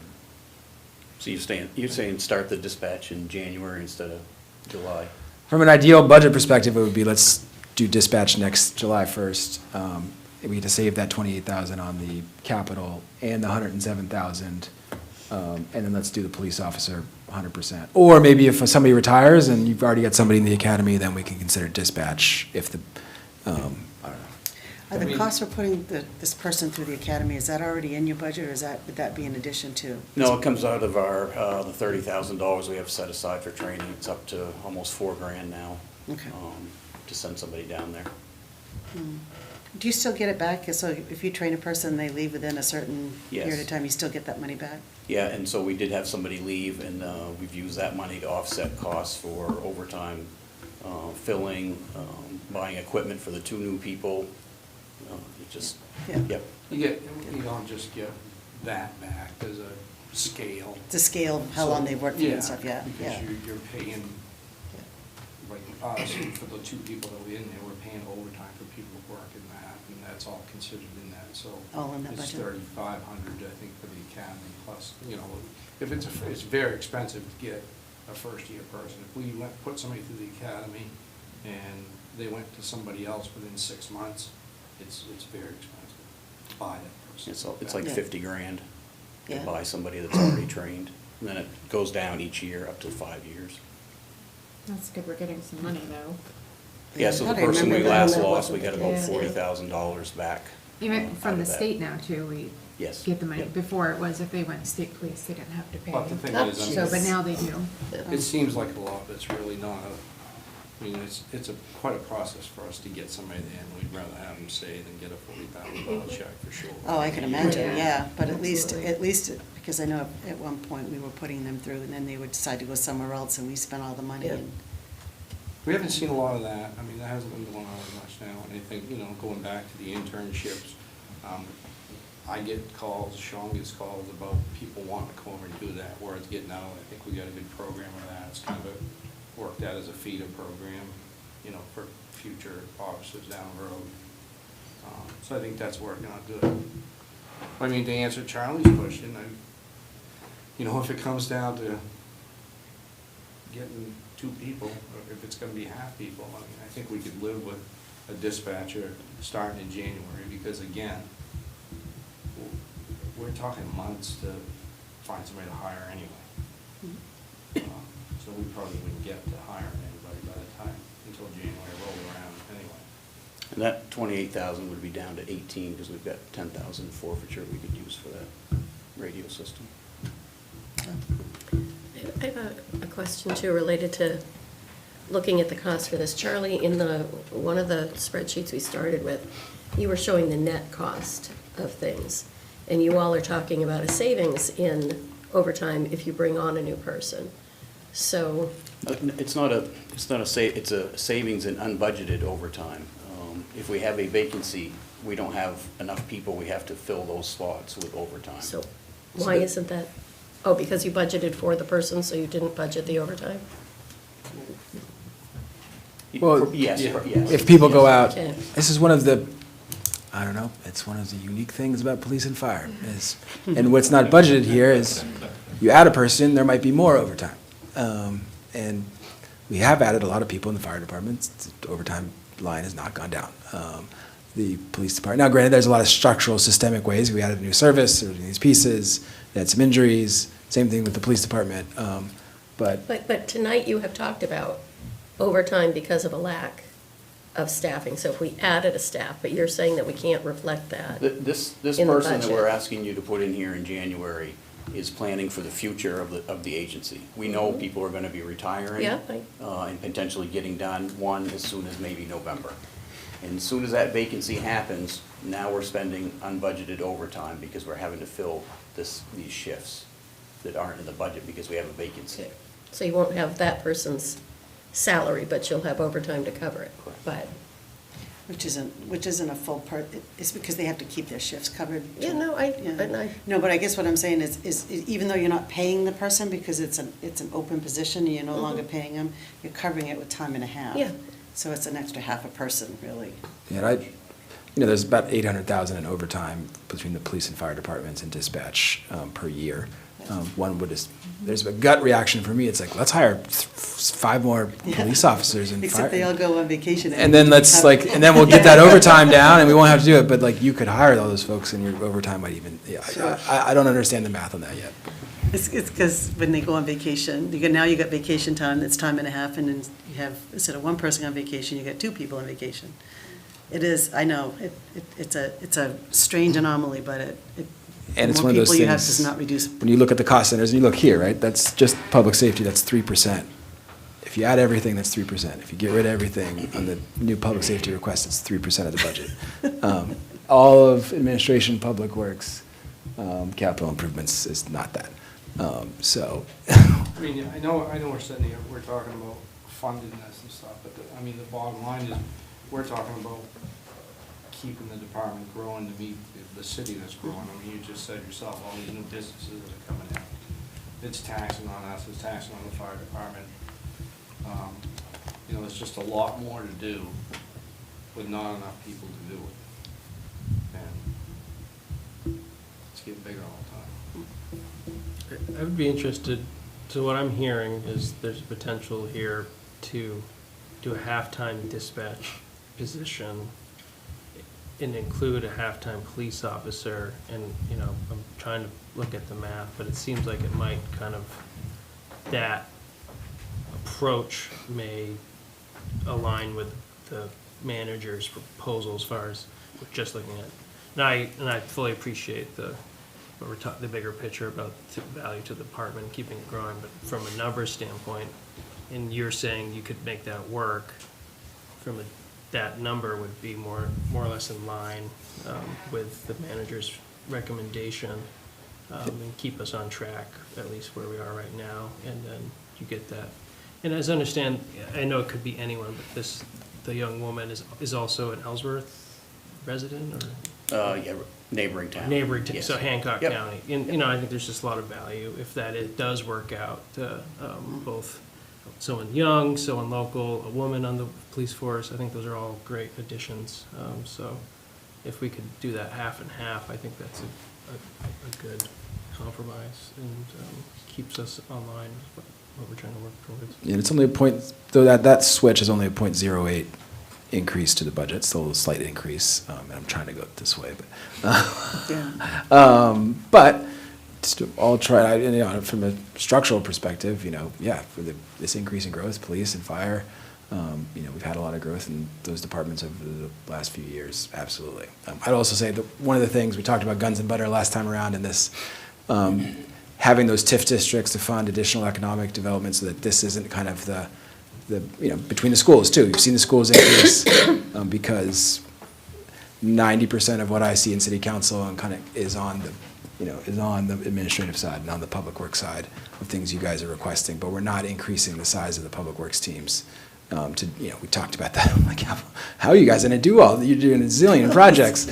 So like, should we hire why should we hire 3 public works people? Should we start putting these people forward to like get those pieces of the organizations which are super stressed and have high turnover, it's extremely high turnover.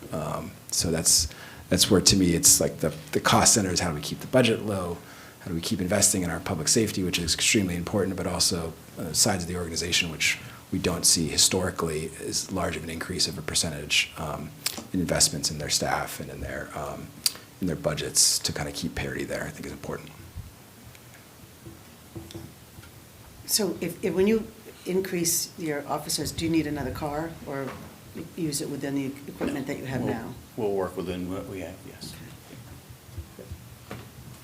And, because I hate to manipulate a budget, but you said the dispatch position would probably not, it would be January before you got it filled. And It would take us a bit to get find someone, and it would take us a bit to get the radio system purchased and installed, so I think that's a fair, very, very fair. And Ashley, in the budget, do you have the 28 in the capital or the 18 for It's the? the 28. We had the 28. So that can be reduced to 18. I thought it was 35 down to 28, and let's just be. That was the lease versus. Thank you. It's good to know the numbers. So that's a are coming from $10,000 savings, plus doing this half and half, it might not be 0.8 or whatever you just said it was. I have philosophical differences with using revenues that are acquired like that, but okay. That's why they're there. Yeah, we could use that to It's not like we're underfund. targeting that, yeah. Yeah, we could underfund a bunch of other things too, but yeah. We could, there's only certain things we can use it for, and one of them's equipment. Oh, you can, it's restricted funding? Yes, yeah. Okay, then never mind. 'Cause it's So Charlie, internal. when Charlie sees money, he's like, ooh. I'll like put it back in the general. Put it back in the, if you acquired a bunch of interest fees in the finance department, that's not revenue for the finance department, that goes back to the general. But, What were the forfeitures? What? They were from drug search warrants and seizures, and 2 of them, and then we have still 2 more pending, which will probably be around another $13,000 will be coming to the council to accept. It's a long process to get that money from the time that's taken, it goes to the court, and then it comes to you guys. This stuff right now is from 2019.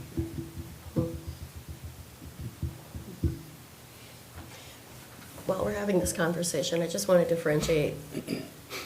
We're not talking half-time positions, we're talking half-year hirings, so that we're acknowledging that there is an obligation in fiscal year '27 for fully funding. And again, with the growth that we're seeing happening, but there's half-time positions where people are hired for a half-time position. And these are half-year, just to, I think, distinguish that for clarity. I'm not dissing where we're going, I like the way the conversation is going, but these are half-year positions. yeah, so FY '27, and actually in your, the detailed breakdowns of every position and how much fringe, and it actually puts together the FY '27 number, because, yeah, my next year, we're gonna have to cover that in full. Yeah. I think that's one of the interesting things when I did the 5-year look back of cost centers, once those accumulate more and more and more, so, and the previous, we have a thing to keep in mind, we also have a police union negotiation, for a CBA. The last CBA had a 27% increase in salary, so about 9% a year for the police officers. So once those get factored in for the existing staff, that could also increase these numbers. These are based on current base salaries. Just to that point, we were already proposing to fund the dispatch position entirely, assuming that we would fund it entirely next year.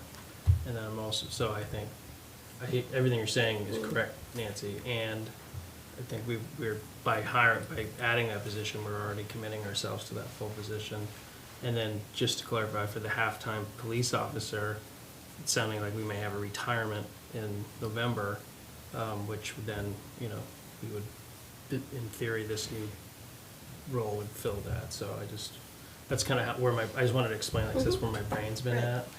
And again, I like it. Well, question, would you then automatically start hiring for someone who leaves? We're talking about the new person would replace the retirement or the departure. But it may be that that's a slot that gets filled in addition to, because they're trying to add capacity, so. Yeah, I think maybe that's a bigger discussion, depending on what it looks like retirement-wise for people, and I think that's a. So it's not necessarily that the new hire would phase out that Yeah, one, is what I'm but they'd hearing. have to come back to us, right? Well, there's also I a don't know. savings just for. If it's in the budget for that salary, and we're adding another salary, then it's within their budget to Yeah, I don't think hire. they'd have to come back. I think they, unless we wanted to say as a council, like, please talk to Charlie. And then maybe we should, but then there's another piece where that, unlike the overtime piece, that actually could be a great cost savings because that retirement would likely be a much more cheaper, new blue pinner coming in through the academy. Yes. So like that one's gonna be a big savings. And even on the overtime that, now you've got two staffers. And again, I'm not arguing against it. I'm just trying to get clarity in the language that would the new person coming on replace the retirement, or you're gonna replace that person too, because you're trying to build I capacity? think ideally, if you gave us that position Yeah, and somebody got done, we would want to refill. Right. We wouldn't want to go backwards. right. It is a new position in addition to what we've got. And again, not arguing against it, just getting, And remember that we got that, for that position that could get done in November, we've still got, if we're gonna backfill that, we could be a year getting somebody Yeah. back into that cycle. and I understand, I understand needing to fill the gap, but it doesn't, but you're also gonna look to replace that position, because it's in your budget. Okay. I have a process question. There's conversation about, we're not gonna have to vote on our budget in April, we can go to May. We don't know how overall appraisals are gonna impact the property taxes each person or each property owner is gonna pay. So are we nailing down these decisions tonight and next Thursday, or are we really honing in on, like, here are the things that are still at a tipping point, and we want that information from Larry to know what the impact will be on property taxpayers? When are you looking to get So. yes, for no's him- on some for- of For these? him, right now, I think, because he won't have that money until, that information until July. Mm-hmm. But he can, that's why I was asking, what is the estimate for new growth? And that's what we would work off of, is what is that estimate? So unless he if he gives us an estimate, if we talk to him next Thursday, and he works with code enforcement, he gets just an estimate, Yeah. that's what we'd have to work off of all Well, the and way that, but we through. don't have that now, but we will have it next Thursday. I hope so, And yeah. to John's point, you add up the valuation of the permits, and at least you're Yeah. not pulling numbers out of thin air. So, Right, just right. wondering where, I feel like we still don't have all the information with these are added expenses, but there's the added valuation. What is the impact on people?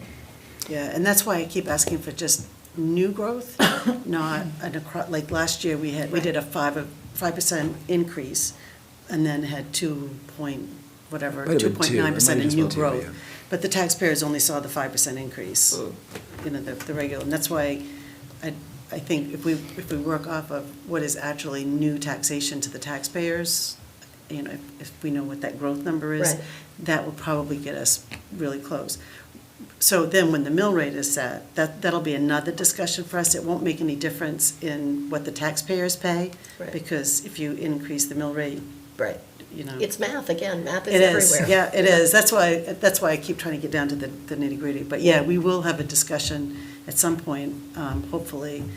Do we want to hold the evaluation and increase the mill, or go ahead with the evaluation and decrease the mill rate? Right. It's the same amount of money to the people, but it's just the way that how we want that to look.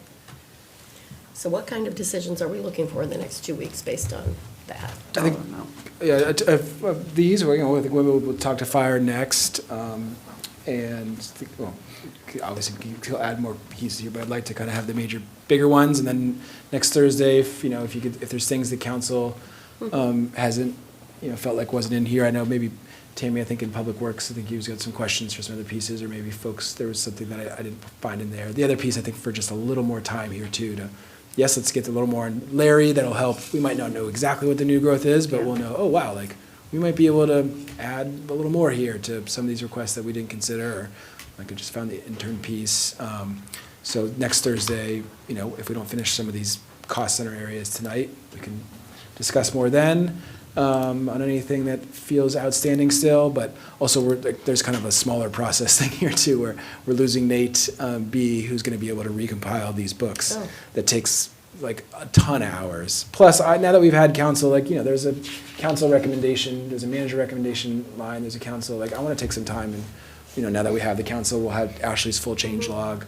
We'll send that out tomorrow, I hope, based on this conversation on what this full change log is. So next Thursday, so you can look at the change logs of all the edits that have been made to the process. We've had the bigger conversation. If you feel like things haven't been discussed that you'd like to discuss, we can talk Thursday, but giving it till the May meeting will let me really pull those recommendations in here. And we'll bring in Larry for some more, and, you know, and because we don't have, the school has to set soon, but we don't have to set for really until June, but bringing it till May. And then I won't be in person for this next council meeting as well. Hopefully next Thursday would still be close enough to be there, but be able to come in May and really kind of dial this in perfectly, so everybody's good and comfortable.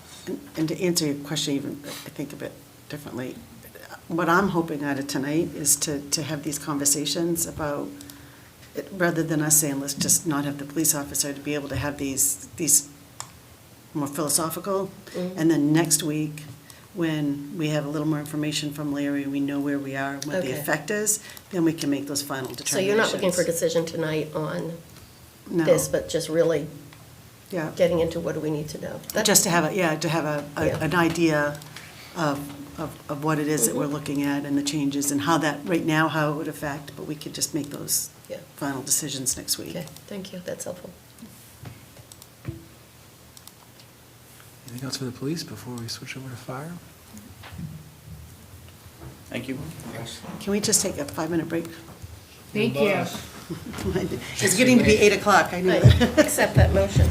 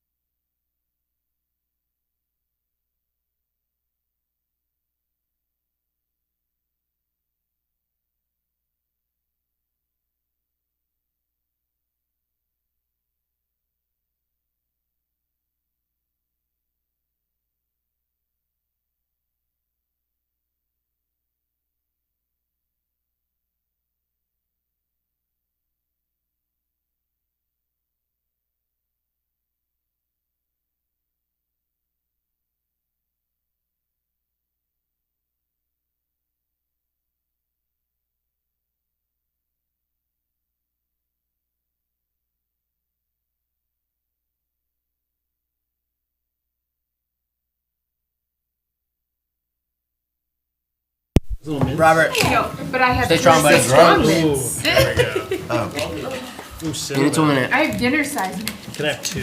I really. Of course. Do you, You want it, what are the side effects? John? Uh-huh. I don't This is have strong any. mint? Oh, these are big. Just like a little Oh, soreness. yeah, I ate onions.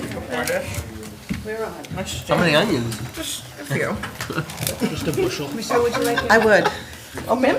Yeah, my dinner Seriously, again. Cheryl. Just like Tammy. Thank you. What? All right, Curiously we are sure. back. And we're going to work with fire.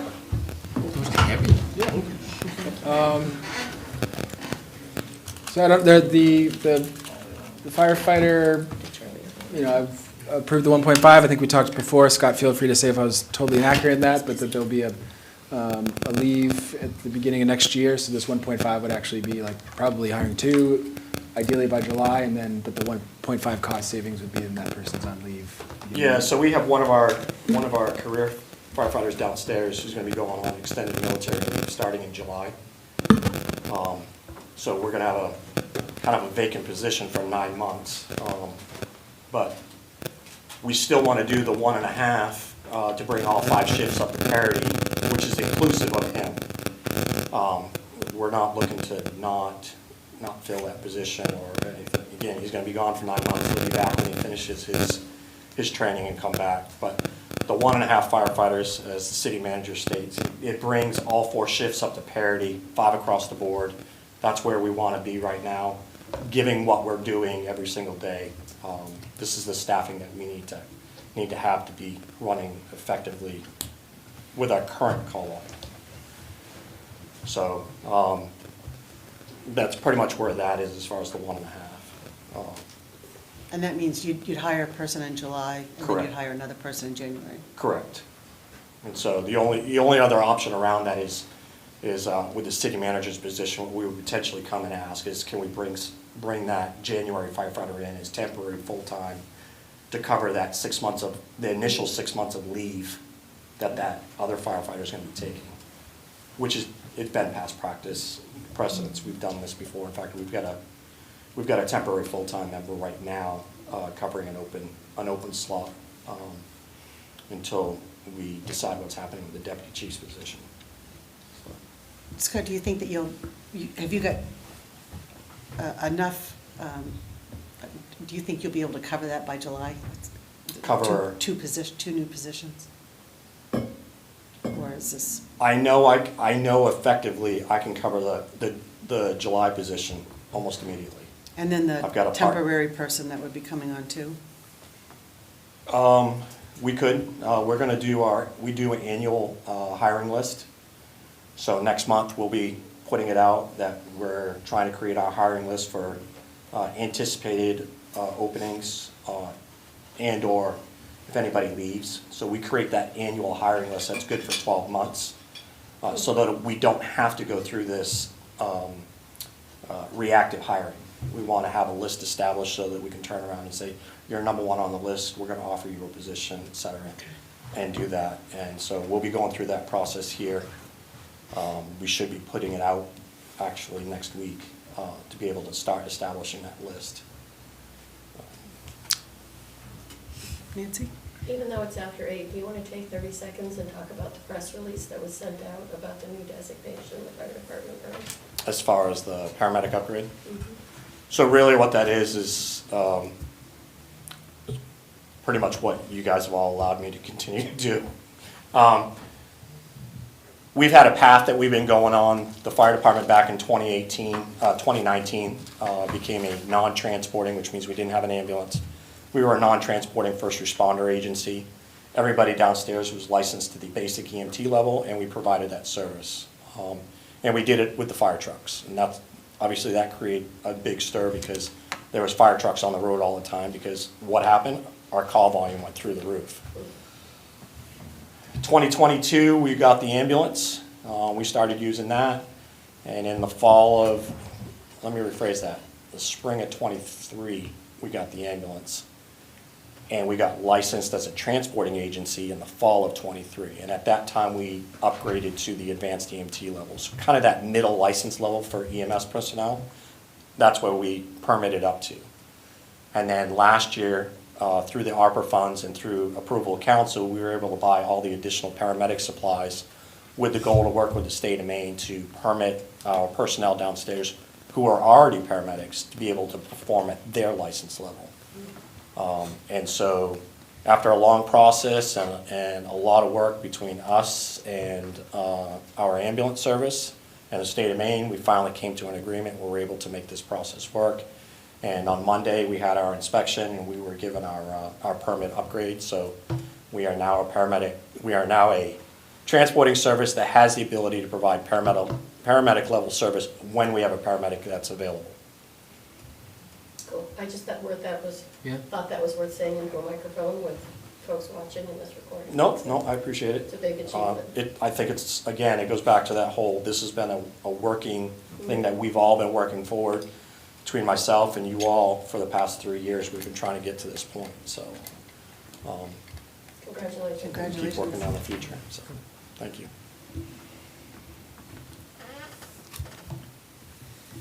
Are we doing Public capital Works, improvements? You only have 3 on that, okay. capital improvements, those are the ones that are in the general budget. We can talk more about, if we wanted to pull out the sheets again on, the other question I had for capital improvements was, it seemed like there was some interest in bringing, and again, this is a separate process, not related to the budget, but bringing the sidewalk plow / blower into the remaining ban. And Thanks, that- Chief. Well, I was doing that because we Fire had a truck discussion about the fire And trucks. the Oh, yeah. pump So truck. that's why, so okay. I wasn't moving you along, Scott. I was going to that point. I didn't know if you were moving me along or Oh, if I you were was moving the not. city No. manager along. And that was, and the second piece was, yeah, the track and the truck And the truck, 7. so, Or truck 4. for right now, I just wanted to have that discussion, because I think we had quite a bit of discussion on the tanker truck and from the last meeting. So I just can't seem to find anything tonight, I'm sorry. Oh, there it is. I have to tell you, I was so organized at home before I came here, and then I've just been taking Nancy's stuff. We do need a barrier. Yes, there's the sheet. So I just, for the council, and I know that we had quite a bit of discussion about, at the tanker, of the replacing tanker 4, I had written down here possibly, and whether or not what we wanted to do, if we even, I mean, we couldn't afford that tanker truck without bonding it, but even if we bonded it, we would need to have some type of a payment process in there. So I didn't know where we were interested in with that. Have you discussed it in the context of the SIP in that,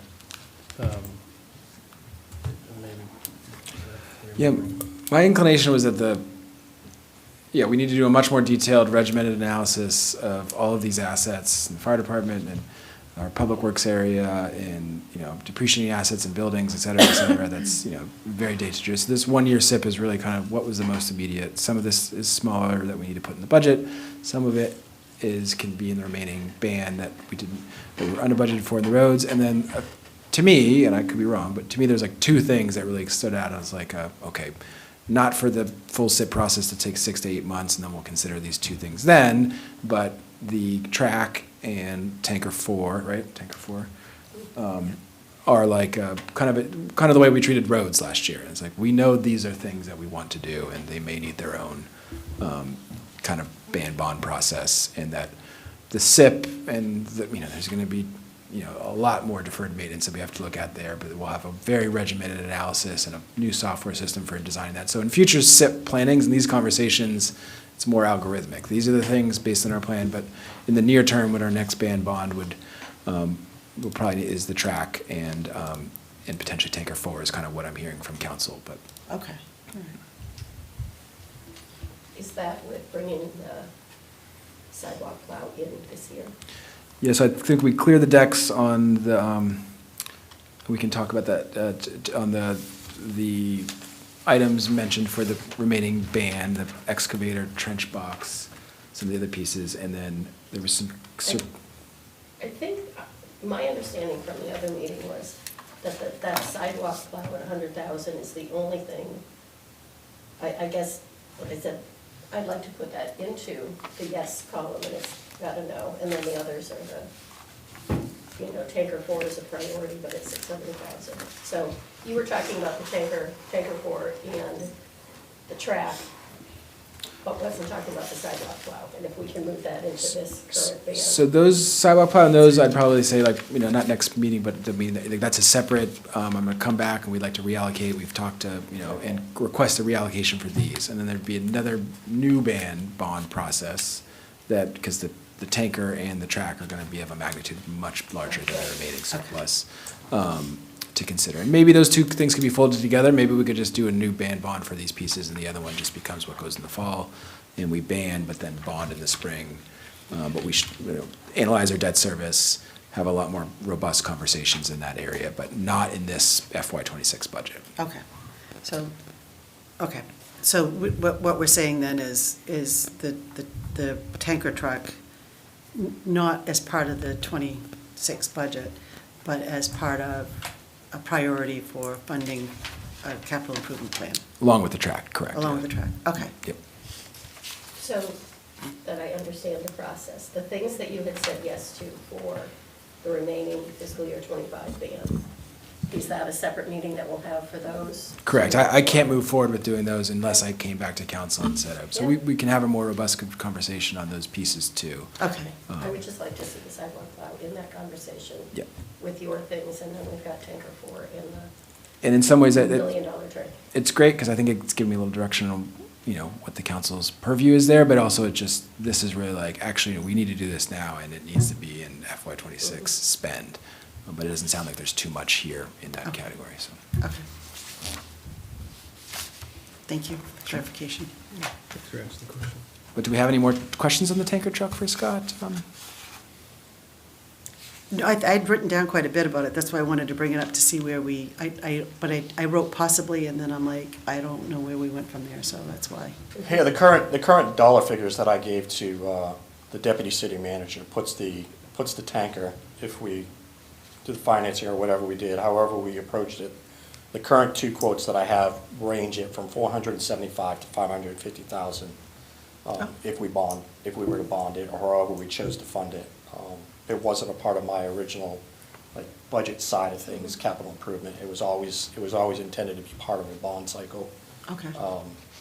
I wouldn't dare come to you and ask you for $500,000 as part of my That would be smart. general fund budget. I know, Larry gets that new growth figure, maybe we're. Yeah, no. Trucks for everyone. Yeah, trucks for I've worked with you guys long enough, I know better.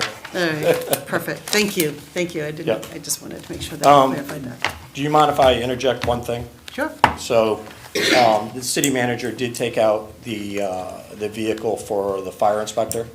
But if you remember last budget cycle, when I brought it to you the first time, is that during the daytime, the fire inspector and I are sharing the same vehicle. And that makes things really difficult, both for him and both for me, because we have to schedule how we're gonna use it and when we're gonna use it. And if I have to be out of town for a meeting, what is his capabilities gonna be as far as his inspection schedule? Because you remember, he doesn't just do business licenses, he does plans review, he works with code on code inspections, and then our other inspections that he has to be a part of also. So, he's busy, but it affects me when I can't go out and do the things that I'm required to do as part of my job. I would love to be able to say that I could sit in my office 8 to 5 or 7:30 to 5, Monday through Friday, but that's not a reality. I think today is a case in point. He's out of town for training, but today's a case in point. I spent the entire morning on several different incidents this morning that required my attendance at those things. And had he had my truck, I wouldn't be there. Right now, he's using the brush truck, but that's gonna go back into service as a brush truck here in the next couple of weeks with the water and stuff that goes back in that truck, which is also the same truck that tows the boat, because the boat's gonna go back into service for the summer. That truck has to stay ready for that. It can't be all the way up on top of the hill at Freshies doing an inspection if I gotta get the boat out to a call at one of the lakes. And so, it's not that I want another vehicle for the city, trust me, I would like to be able to do what we gotta do, but the fire inspector, prior to my getting here, had a vehicle. So is there, I mean, that's a $12,000 a year payment? Yeah, and again, unfortunately Sean's left, but given the program that they're in, I mean, if we want to buy a truck and you want to go that route, that's fine, I don't care how we do it. That's the number based on if we went into the lease program with what the new rates would be for this year, which would be right close to about Is that a truck or is it a car? it's a truck. Can we just get a car? If we got a Why does he need a Mike truck? Hangy have like a Crown Vic or something? Mike Haney had a Crown Vic, and then we moved into the police cruise, they moved into the Ford Explorers. And I did just get confirmation that, A, it is the 400 range for those other ones. So the third and a third and a third in the public works admin car is probably like, 2,000. So I could consider a similar sized vehicle. And Sean actually said that they could hold that price for those two. So we could be pretty budget neutral between the two, but not going to a full-size truck in that category. I would not recommend going with a car, because he needs to be able, he goes onto sites that are off the road. The road's not paved yet, It's the four-wheel roads are drive. ruddy. Yeah, Let's go ahead and say it. no, I mean, so the previous fire inspector did the same thing with With the Crown Crown- Vic with, yeah. Yeah, so, I but mean, but then he also moved into the SUV. The Explorers did work well. I mean, don't get me wrong, I'm not discounting the Explorers, but, These are four-wheel drive. They're all-wheel drive. Yeah, they're all-wheel drive, very capable off the ground. Yeah, I mean, it's not like he does commercial stuff for his inspection, so. he does both.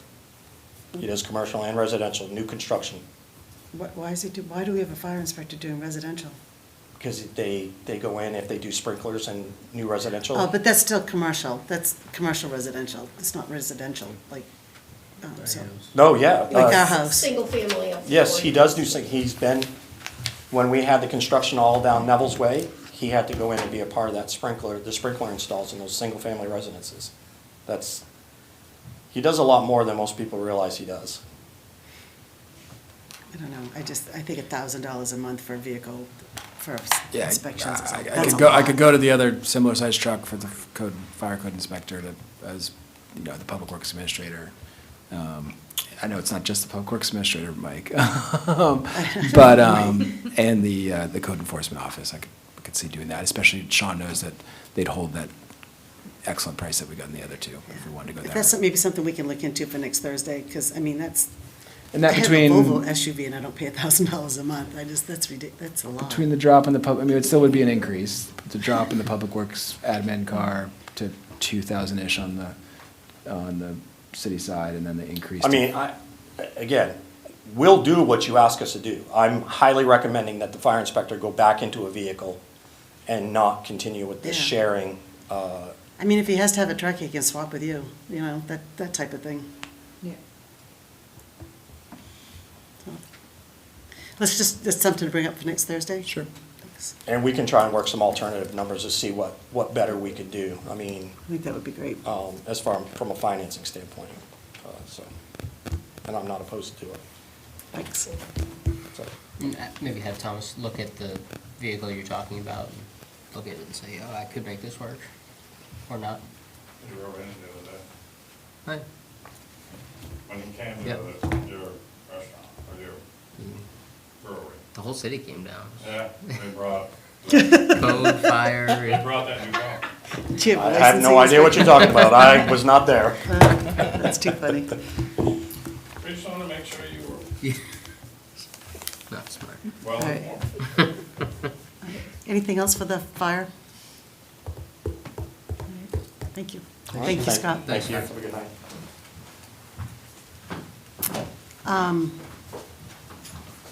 So that takes care of public safety. It's 8:25. Would you like to keep going until 9, or and do another one, or stop at this point? We're already planning on doing another meeting Thursday, right? Yeah. Mhm. Yeah, and if I'm like, let's shut it down. Yeah, Tammy, she's the boss. All right, Tammy says shut it down. I'll shut great, it I down. get to Sorry. say hello to the. Oh, Jim, you're always, maybe Jim needs to go first next time. No matter. Mike, you're here anyway. You're like of all the departments, so you're gonna be here for the whole week. Whenever you need me, I know.